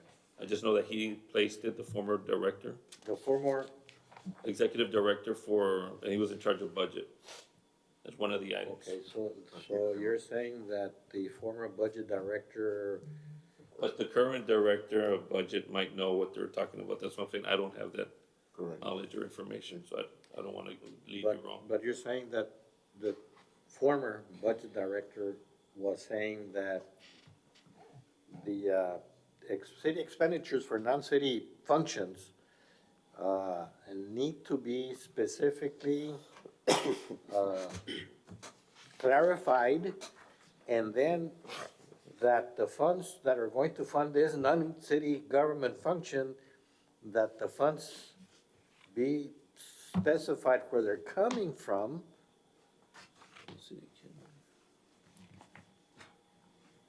In other words, the way I see it is this is something that wasn't budgeted, and then it's something that came up, and so we're going to take money from somewhere, but according to this, it doesn't say from where, and this amendment proposes that There be, if these functions are going to be funded, these non-city functions are going to be funded, that they specifically say where the money is coming from. In other words, who you're going to take it away from. That's what it says there. Yeah. In other words, you can't, maybe, and again, I'd hate to just guess at it, but it might be where they want to do something and the funding's not there, but they say, okay, we'll do it if funding's available. And so I think, I don't know if it precludes the council from doing that right now, which I thought it did. You can't set money, so you can't say that you're gonna do a project without having a funding source or how to pay for it. And so instead of putting yourself in debt, but again, I'm just guessing, so I'd rather staff look at this, the budget, and then come back. I would need more information. yeah. Yeah. And that's why I'm recommending if we could table it, if you like, we can come back. Frank? Is currently in the charter in 604, section 5, it says, no funds, tax proceeds, or appropriations will be set aside specifically for any non-city government function, activity, department, agency, or firm, unless those entities have entered into a contract agreement, engagement, or study with the city, and is included in the budget as finally approved and adopted by council. So what it says is that if it's been approved in the budget and adopted by council, then the money can be expended because it's been reviewed and it's been approved. What I see this asking is a backdoor to that and say, well, you know, could we make appropriations, expenditures, without setting aside funds? In other words, without having it in the budget. So making expenditures that have not been approved in the budget seems a little cavalier to be Yes. using taxpayers' money when there is a procedure, which is the budget adoption appropriations procedure to approve those things. And if my project didn't get approved, well, this lets me go ahead and do it anyway. It wasn't set aside, but I can still do it. So it seems like it's loosening. I think what it's saying, 'cause I'm reading the way it says currently, and it says currently the section, limits the use of excess carryover funds to a one-time appropriation. And then it says, the change shall clarify limitation to apply only to the general fund, because we have, the utilities department, which is funded by itself. So I think it's hurting them in the way they function. And so they were saying this should only apply to the general fund, which is basically the taxes. And that's why the comment about this will ensure that taxpayers' monies are more secure. And I think on the bridge is an enterprise fund, which is the utilities department also. I want to say sanitation also. So those three enterprise funds, and this says, because if you look at the notes on number 9, at the end, it says this change would clarify the limitation to apply only to general fund, the funds from the general fund. And I think that's what staff was intending. I don't know if they still have that feeling or not, but leave it up to the commission. And it is addressed, again, in section 5, the next paragraph, then it talks about excess carryover funds from a prior year, and that it can be appropriated for one-time appropriations only. So that is addressed. But I think what happens is, since you transfer everything from the prior year of the enterprise funds and general funds, and the enterprise fund might need to have an expenditure, a one-time expenditure, but you're only limited to one. So where do you choose? And I think that's why they were saying this should only apply to the general fund, and the other ones should be allowed to be able to have those expenditures if they need them. I think that's where this was coming from. But again, if you want more clarification, we can bring back. I would like a little more clarification I would. rather than guess at what the You reason want to was. make a motion to table this item? Bring it back at the next I meeting. move to table and ask, someone from a department that Budget. can better inform us to be at the next meeting to provide information. There's a motion to table for the next meeting. Second. There's a second. All those in favor, say aye. Aye. Opposed? The matter is tabled for the next meeting.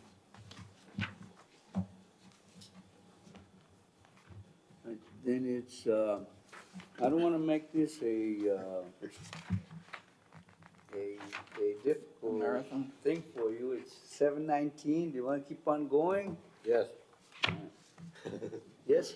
I'm gonna ask to be excused, Mr. Chairman, I'm not feeling well. Been coughing too much, and I don't wanna interrupt the proceedings, but, I think you still have a quorum. I will ask for your permission to be excused. Yes, sir. We still have a quorum? I've been coughing too much and it's not getting better, It's allergies that are going around. I'm having the same problem. but, I apologize and I will be, maybe keeping abreast with Mr. Valdez or something as to what happened. Well, you get the- I hope I get some medicine and rest up. and that- Well, thank you, sir. The, and that- Get well. This item E, section 10.4, determination of election results. A, majority and runoff. This is one of the items that I had, bothered me in the past, and I had recommended that we look at it. It's not a popular thing that I'm thinking, but let's look at 10.4.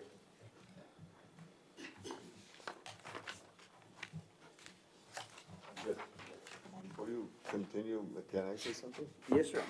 Okay, the item we just discussed, number D, letter D, I believe, I might be wrong, but I believe that what the judge wanted to discuss was the 6.04 C, because remember, you were talking about the infrastructure and whether or not the city should subsidize development, and we didn't, in other words, they was mistakenly put on here, you think?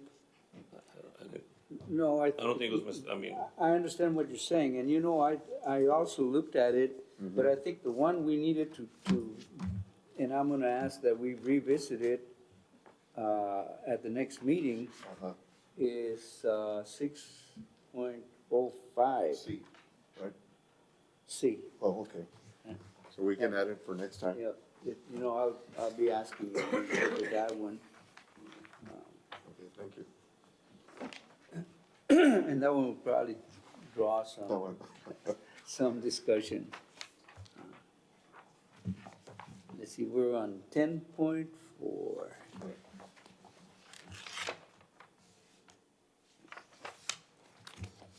Determination, when we talk about majority and runoff election, as you know, and the city secretary knows this better than anybody else, having two elections is expensive as opposed to one. Having the candidate go through two elections is sometimes depletes the campaign funds. having term limits becomes meaningless if you hold over for a runoff election. My idea, that I want to throw out for discussion is difficult because you always want a majority vote, the people to decide who gets elected to the council or the mayor. But like, take for example, recently, I think there were 9 or 10 candidates running for city council. There's actually 12, I think. Yeah, District Six. Yes. And so necessarily that was going to involve a runoff. And a runoff means you have to go through, through the process again. And I was thinking if it wouldn't be wise to change it so that a simple plurality gets you elected rather than a majority vote. Because then whoever's the highest vote getter, that's it. Whether you get 30%, 25%, or, usually one candidate gets close, 43% or something like that. And I don't know that generally the highest vote getter gets elected anyway, most of the time. Most of the time. So I don't know, I wanted to throw that open for discussion. We can leave it like that, or if you think it would be an improvement, then we can revisit it. The problem I see with that, Judge, is that if you have enough people running, the top vote getter might get 10% of the vote and he's in. And 90% voted against. I see. That's true, and that's the problem with plurality. But all things considered, thinking in terms of saving money for the city, saying, having someone, the decision made and the candidate take office and start working, those are things that we could look at. But again, what are your wishes? If you want to just not leave it like that, that's fine too. I have a question, because I noticed that under runoff, it says, runoff election shall be held according to the current Texas election code. So, the election code require runoffs, or, I know the school districts don't have them, but I'm just wondering if the city and the counties require them. I'll be honest, well, no, if it's majority, you have to have a runoff. If there's not someone that gets 50% plus one vote, you have to have a runoff. That's the election code, that's state What that has statute. reference to is Plurality is different. when do you have to have the runoff election, and you're subject to the Texas election code. And that's subject to the state statutes. They tell you when you can have them and when you can't. So we don't need runoffs, it's just, we allow for runoffs right now. No, You're you saying need that one. that is part of the Texas That's election part of the code? statute, that's part of the law. You So- have to have a runoff if you have a majority type of election. Oh, I see. You're elected by majority vote. In So we plurality, can't you're touch it. not. So we don't have that It's just the option that highest you're vote proposing. getter. Well, we do, because we're a home rule city. Well, it depends what you wanna be. In other words, if you want it by majority, and I don't know if, I guess you would have, I'm not the attorney, but if the option's there, I guess they could, by charter, change it to plurality, if that's what the council or the citizens want, if that's on the ballot. But like amendments, those are by, you don't have runoffs there. So that's a plurality type of vote within the highest vote getter, within the charter and within state statutes. But it just depends what the council wishes to put out there to the voters. If they wanna change that, we can change that. If that's a recommendation from you all, that'll be passed on to them also. But it's allowed. My understanding, it's allowed. What is allowed? Plurality or majority. The city has either I won't say that it is. I'd have to check through legal and, the statute, but But it. Unless legal I knows think you offhand. can I don't do know off the top of my head, plurality, but 'cause other I'll have to, I can cities- look it up and have that answer for you at the next meeting. My son lives outside of town. I think that's the first thing we need to do, They don't do to it. find out if Just it's to see if allowed. it's legal or not. Um, Yeah. Or you can take action and say pending that it's legal, then, you know, this is the wish of the commission. Well, again, you know, I don't know if you all wanna do that, or if you wanna say no, majority. I would disagree with you on this one, Judge, because I can see, 10 people run and they divide the vote evenly and it's 10%, and you have 90% voting against that guy, and he still gets elected. All right, then. The consensus, is we take no action. Then the next, section is 10.06. Says adjustments of districts to clarify the number of registered voters so that each district has an equal amount of votes.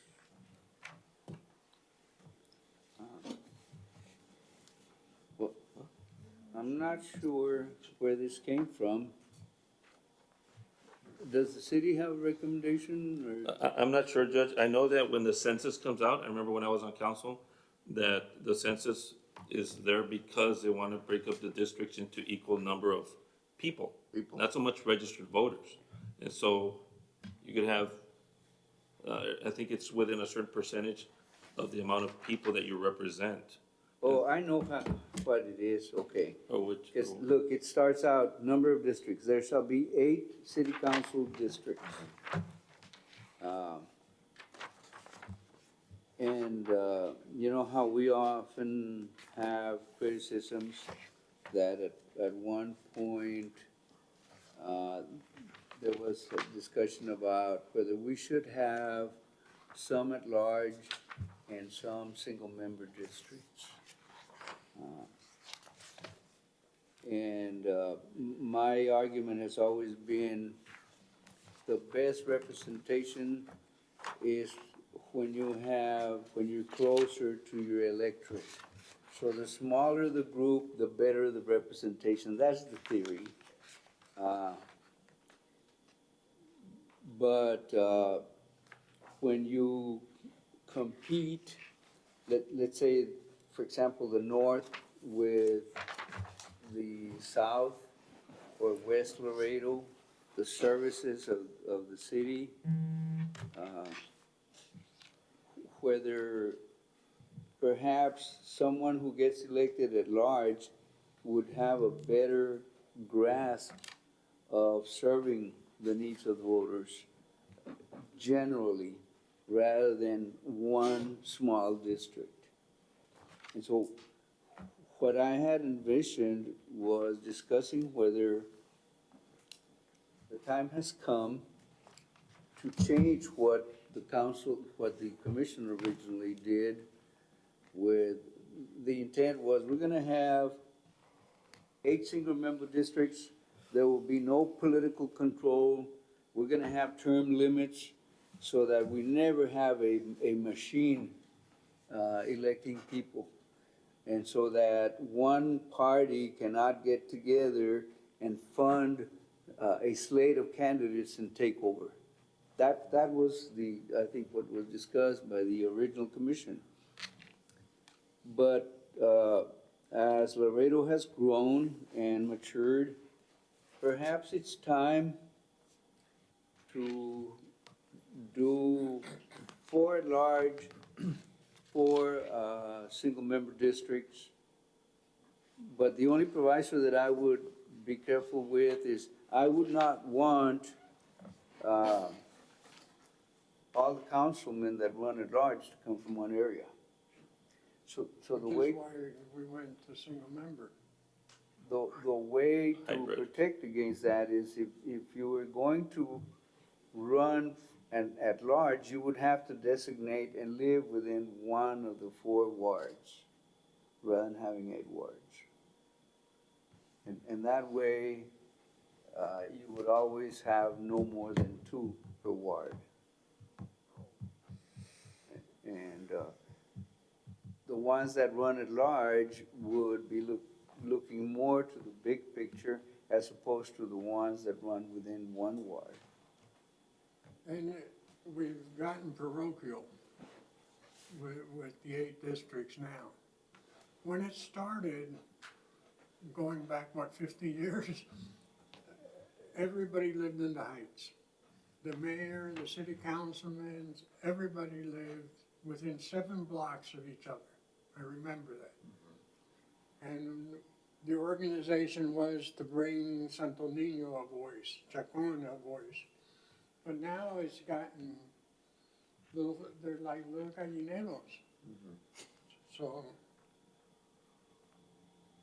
though I think the at-large is you would have candidates that you're right, that would be worried about the bienestar of the whole community, not just my little district here. But boy, it's gonna be a hard sell, maybe. Yes, because the only one that's elected at large by the whole city is the mayor. Well, the two Everybody else. municipal judge, but he's Yes, not on the board. But as far as the council, everybody else is single member, so yes, it's, I want for my district only, I don't care about the rest. And so that's the problem. But this issue was brought before the voters just recently, Judge, 4-4, and they voted against it. How long ago was that? 2 years, 3 years? 4 years. 4 years ago? 2014? 16? Was it 16? 16. That was the last amendment. Yeah, and I was one of the main people opposing it. Opposing it. So now why have you Well, changed? well, because we've seen some Changes. pretty bad councilmen that,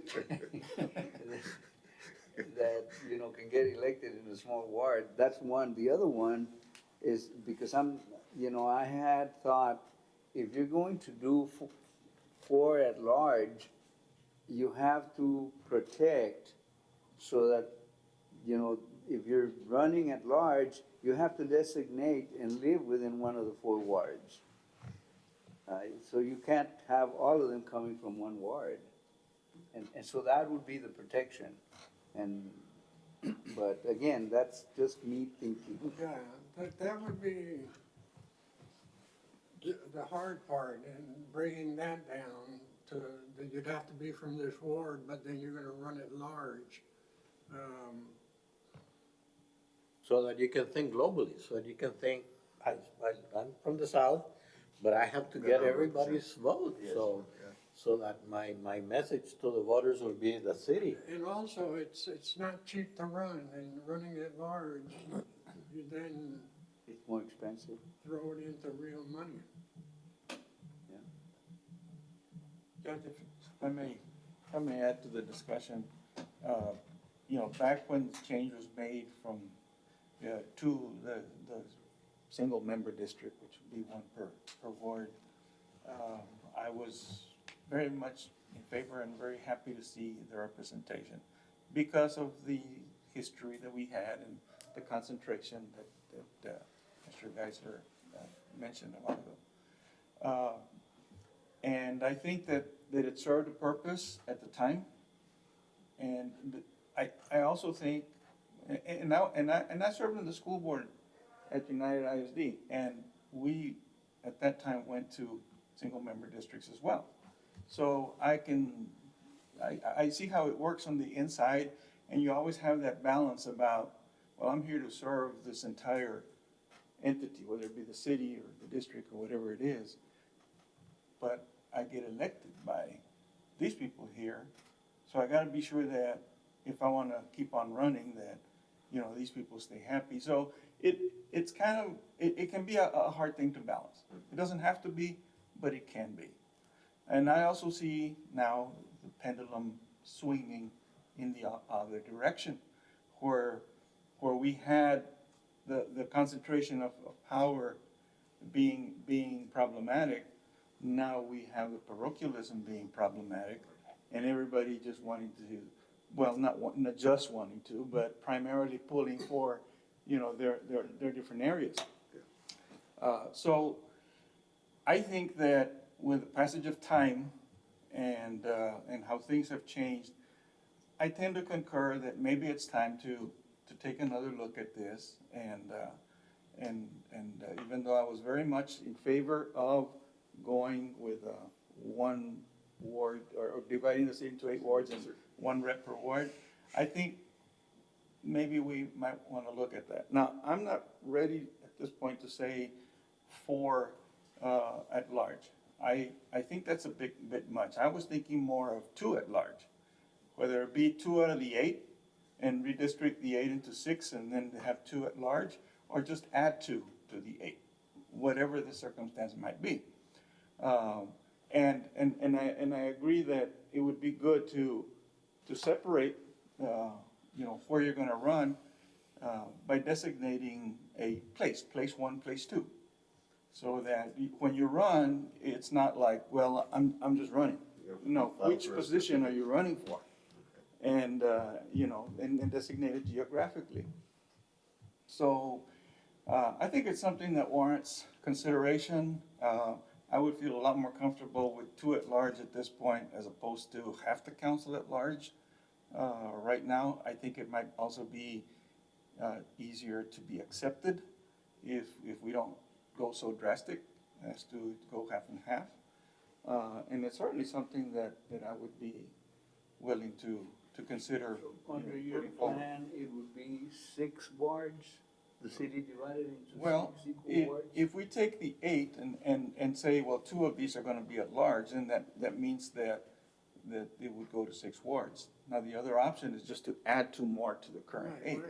Why, we're not married to 8. It could be 10, it could be 12. Yeah, it doesn't have to be Still 8. do the 4 at large, and that would balance out the power of the single districts. So you would have 12.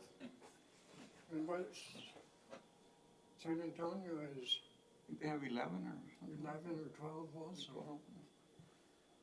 I concur with what you just said. Since the election, a lot of people have told me that the 2 would have passed, but not the 4. And I think you're right in that respect, that it's an easier way to Kinda ease ease into the situation of the pendulum swinging in the opposite direction than 4 and 4. And to your point, Judge, yes, if we recommend 2 at large, the city could be divided along north-south line or east-west lines. East-west, I think, would be more appropriate than north-south, because there would be that conflict, lo del norte, the money and that type of thing. So, but if you divide it east-west, then it would include people from the north and the south in that one district. In each ward. And that way, it would allay the fear of that at large, will always be people from one It would segment also of town. involve redistricting, would it not? Well, as to designate, yes, I would assume so, because the way I'm reading the charter, you're looking at the districting and where it says 8 districts, and so now you're considering maybe a hybrid of that. Just so that you all are informed, I remember when this issue came up several years, I think I was on the council the first time it came around. And I saw studies where I think Houston has single districts and also at large.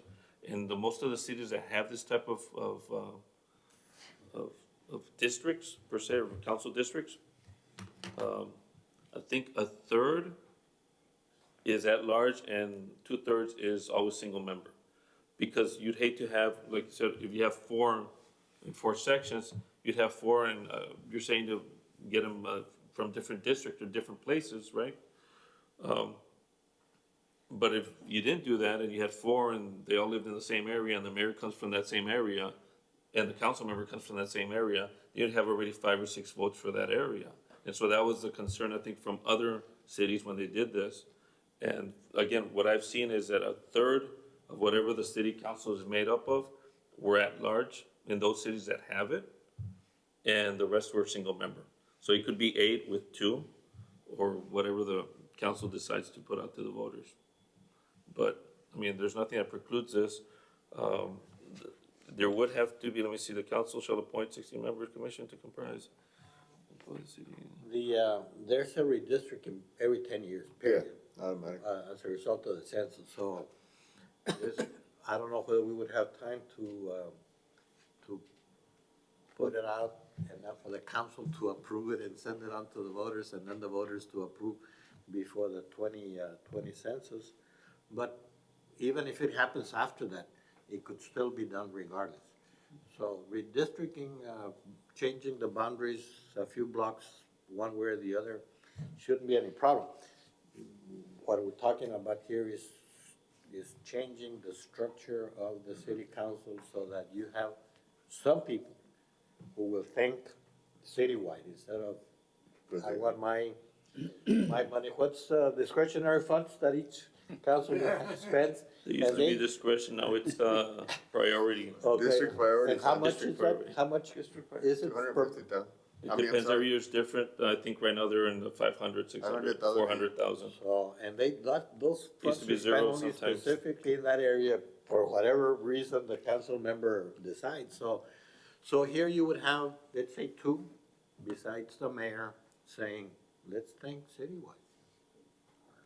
So- Last night, when the people came from the arts before the city council, there was a move that 2% would be public art. And the only objection from the council was, hey, but you don't tap into my funds. Yes. 100%. That was last night. You were saying about easing into this hybrid, right? So of the 2 options, which would be easier to ease into it, the 6-2 or the 8 with 2 additional? So long as it's not 4 and 2 at large, whether 6 or 8 and 2, 6 and 2 or 8 and 2, I wouldn't have any preference either way. If I may jump in, I mean, I'm looking at the item and from the item that I'm reading, and it just talks about having equal number of voters per district. No, it's not voters, it's population. Well, no, I know that, but the way the item is written, it's See, we posted, kinda- Yes, it talks about the number of registered voters, yes, that's so that each district has equal amount of votes. Yeah. And so I don't know if we're deviating by saying, no, we wanna change the number of districts and not discuss the number of voters per district. No, I just don't want believe somebody to come by No, and, that's, We I don't probably did deviate from the one that's on the yes, agenda. no, and I don't think it's Correct. legal to say number of votes, voters. It's population. no, I know, that's a census and that's what we guides us. I'm just saying the way the item is written. Yeah. So I don't wanna deviate from that, cause I don't want somebody The come back and intent- say, hey, you guys are talking about this, while you should have been Okay, talking well, about No, you're right, you're right. equal voters as it's written here Suggest we per put it on for the district. next. I mean, this item can be brought back at the next Please, meeting, yes. no I would problem. recommend that be brought back for the next meeting, the district breakup, you know. We'll take that up when we And then, get to yeah, the agenda item. and the H, Ah, está bueno. I just don't wanna, get anybody to any issues. So what, I don't see that there was an issue on, it says to clarify the number of registered voters so that each district has an equal amount of votes. Who proposed that? That's the way it was, we didn't, Because that really is not, that was not the intent when we asked to put that section on there, but, I don't remember that. all right, so I'll just move on to the next item. and I apologize for that, and we'll clarify that at the next meeting for sure. So you all can vote on that. If I may say something before we move on. You have some districts that have a lot more registered voters than other districts. That's a fact. And so consequently, to your point that you made earlier, you have some council members being elected by a lot less votes than in other districts. That's also part of the show in this town. I don't see how that can be corrected because as far as I know, it has to be based on population It's every 10 years, they redo the districts based on population. Population. It's not based on voter, or registered voters. Right. And let's say, I go back because I was on council, the biggest district was in the south, which Councilman Agredano at the time was the council member for that. And it grew because there was a lot of expansion and growth in homes towards Los Obispos, that area. So proportionally, by the time we get to the 10 years when it was required to update everybody and move the boundaries, I think he had the largest, I had the second largest, and then I think the smallest one was the inner city, which was District Number 4. There were, and I'm trying to remember the numbers, I think I represented about 21,000 people. Councilman Agredano had about 30. And the smallest one was at the time Councilman Amaya, he had, I think, 13. And so it was unproportional, but that's the way, every 10 years, that's when they do the census and they align You realign districts. And so that's, unfortunately, that happens when you have growth spurts Right. throughout the city in different areas. Right. And so that's something that's tough to always Yes. manage. But you can still have a district with a lot more population, Oh, yeah. but less registered voters than another district that has less population. And you see that in the vote results. Yes, Even if you have the same amount of registered voters, some areas just don't go out and vote, yes, then others do. yes. That might, could we get that information when we're looking into redistricting or whether we're going to change Creating the structure of the. hybrid districts or whatever. Yes. Can we get a number of, in each district, let's say each Registered district voters? has 50,000 people. Mr. Tejas could 40,000. provide Yeah, that. no, we can, yeah, we have that. I have a list of, I think it's 126,666 But what I would voters. want is, the population has to be more or less evenly divided. Each district has to have, within a very small variation, the same number of people. What I would want to know is registered voters per district, and then actual voters per district.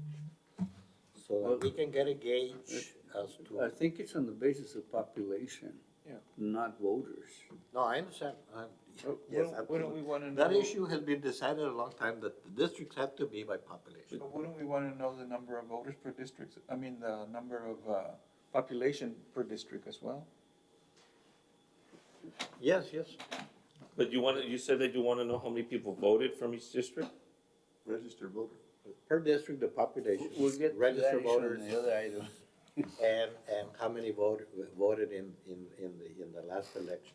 The last general election. Yes. So that we can see the differences that in some districts you have candidates getting elected with a lot more votes than other districts.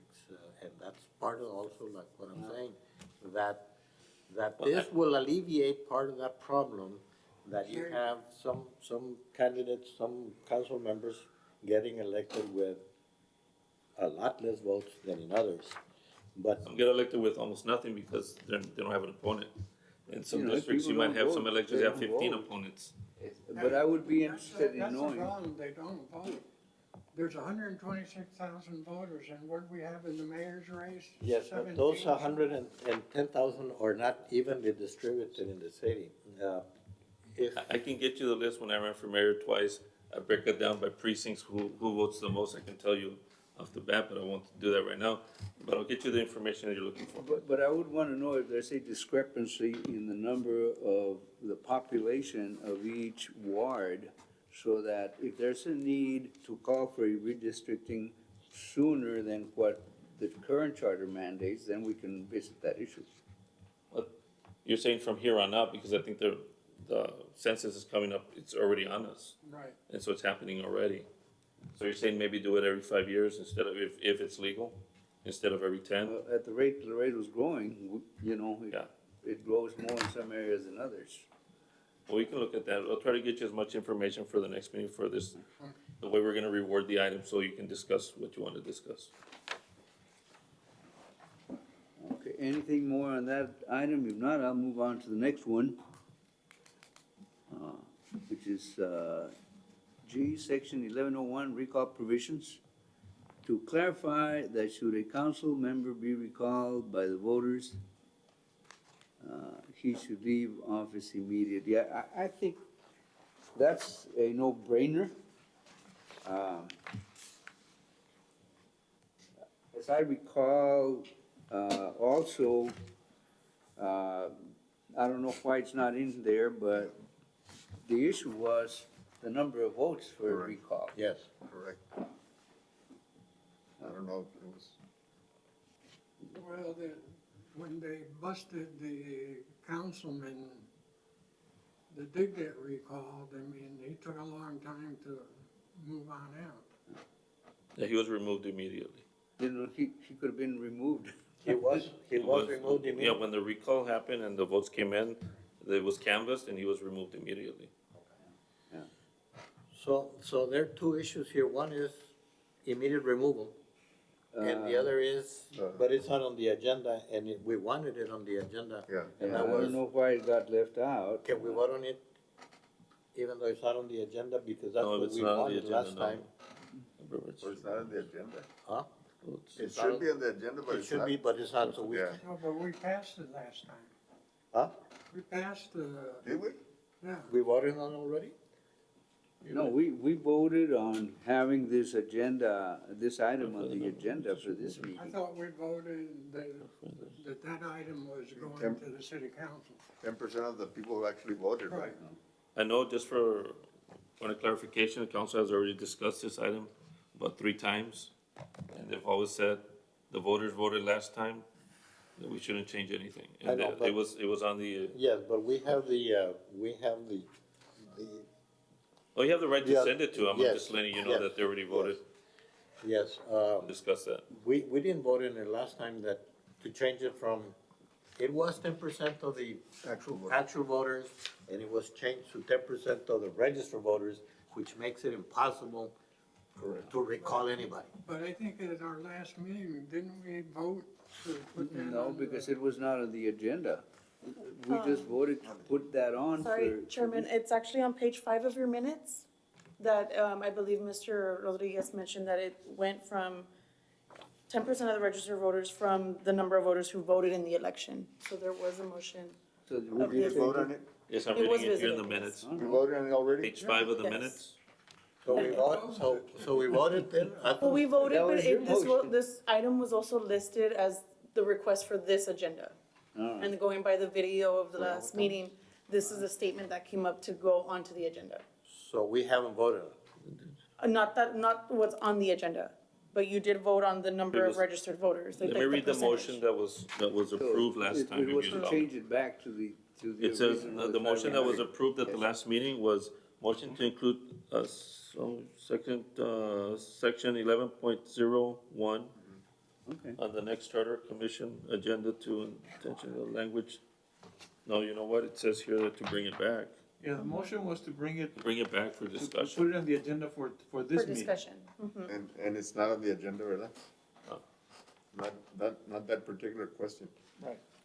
Correct. So, We put it on for next time, I guess.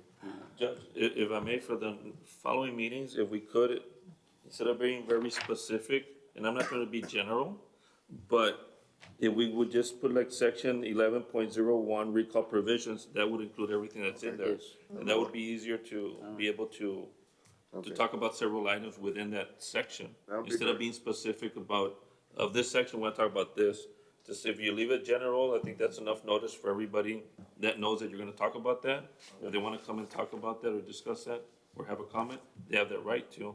And I think that would help so we can move things along for the next meeting, I agree, yeah. That's a if good that's idea. okay with everyone. well, let me then move on to, Sorry about that. to H, discussion, Well, sir. responsible action. May I, still on G, you know, if the question that's on the agenda is whether they should leave office immediately, Yes, that is on the agenda. 1105, no, I'm sorry, 1107 says if the majority of the recall votes are for the recall, he or she shall, regardless of any defect in the recall petition, be deemed removed from office. Yes. so it's already stated in there. It doesn't use the word immediately. Yeah, the only reason I brought it up is because at the time, there was a question, after the results were in, whether the city would have to wait until his replacement was. Well, and that's because I think of the holdover provision, but I think this, not that it trumps it, but this is different than the holdover provision. That's in case you create a vacancy and the candidate's still there, and they would stay there until somebody, qualified, gets elected for that seat. But in this case, since it's a recall and they want you out, and once you vote, you're out. And that's why they immediately remove the councilman at that time. So you don't think we need to clarify I don't think you that? need to. If you wanna make it a little bit more on point, I'm and okay with immediately it the way remove it from is. office. All right. Then we'll go to H, discussion with possible action to consider agenda items for the September commission meeting. So no action was taken on that other, on this. No action, because it's understood Yes. that upon canvassing of the recall election, the councilman is considered, the council person is considered removed. Yeah. Yes. Which are the sections that, and as Mr. Valdez suggested, I think we ought to just say, we're gonna look at this section or this section or this section without limiting to what we're gonna do. Because then that's, that's. It covers that often section, considered. probably, whatever you wanna talk about that. You all need books to go through it, or do you all have the information there in front of you? Pardon? You all need to go through it to decide what sections you wanna visit? Well, Oh, okay. I wanted Making to sure. visit 6.05. Correct. Okay. And so I'll make that in the form of a motion that we consider amending section 6.05. See, yeah, second, So it'd be discussion with possible action regarding section 6.5, 6.05. and whatever that is. Okay. There's a motion and a second, discussion. Aye. I'm Oh. sorry. I'm sorry. All those in favor say aye. Aye. Ya lo cansé. Opposed? Okay, so we have that one. And then we wanted to go back and do the 11.01. section 11.01. Is there a motion in that regard?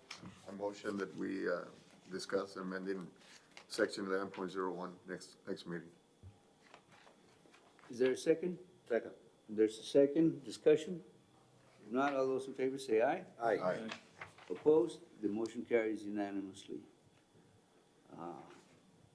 And 06, 6.045 also, that the budget one, Oh, yes. if you all wanna revisit that, También. or the, You want to Sorry. make a motion on that one? 6.04, as you said? yes.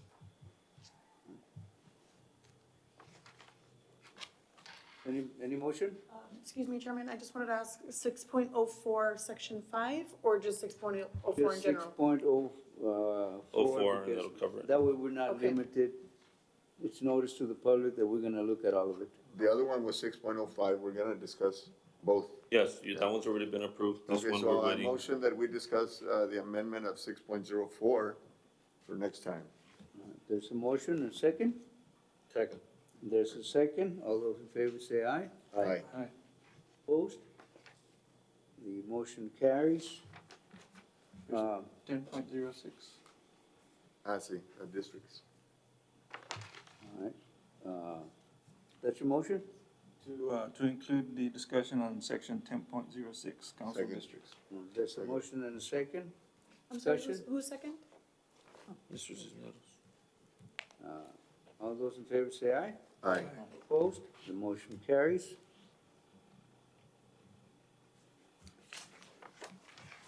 Oh. Anything?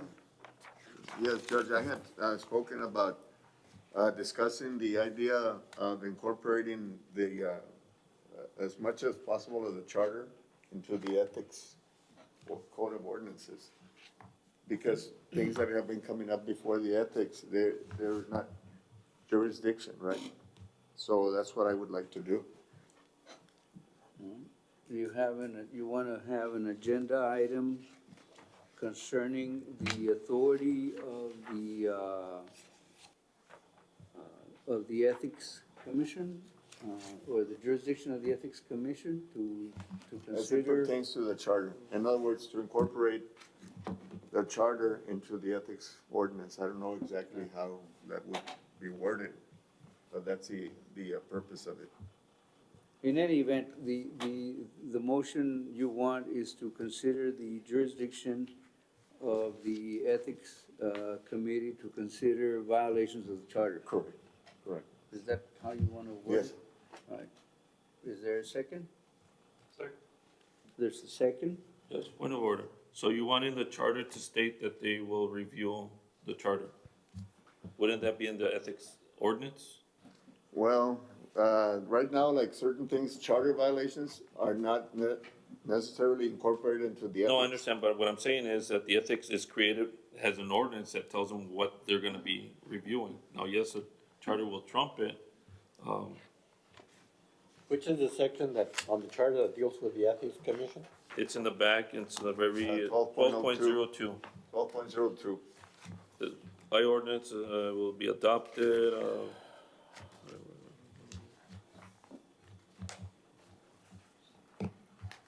really doesn't discuss what they review.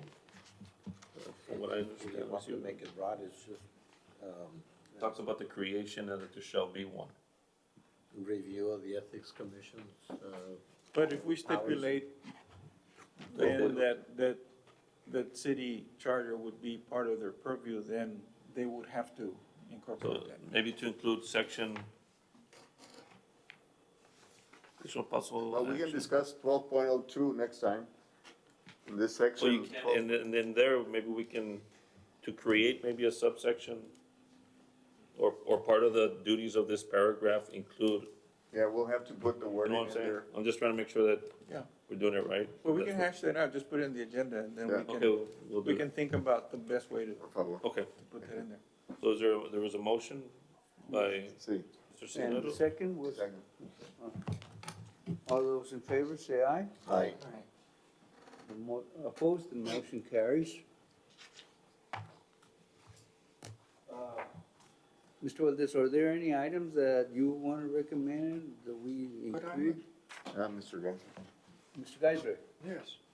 The amendment, the city secretary and the city attorney be appointed and removed by the city council. You want, that's your motion? The motion. And If I may interject, there are, I think, 6 or 7 positions that are like that, so I hate just to signal my position. Maybe if you wanna take all the positions that are basically the same and then have a discussion on That that. was you and the city attorney. You only wanna talk about us? Yeah. you're saying that, Mr. Geisler is saying that the city attorney and City Secretary. the city secretary, the proposed amendment is to take him away from the city council, manager and to be hired and fired by the city council. Yes. Okay. But you're saying that besides those two positions, there are There's more. 6 The or 7? auditor, you have the secretary, the attorney, the auditor, the fire chief, police chief, municipal clerk.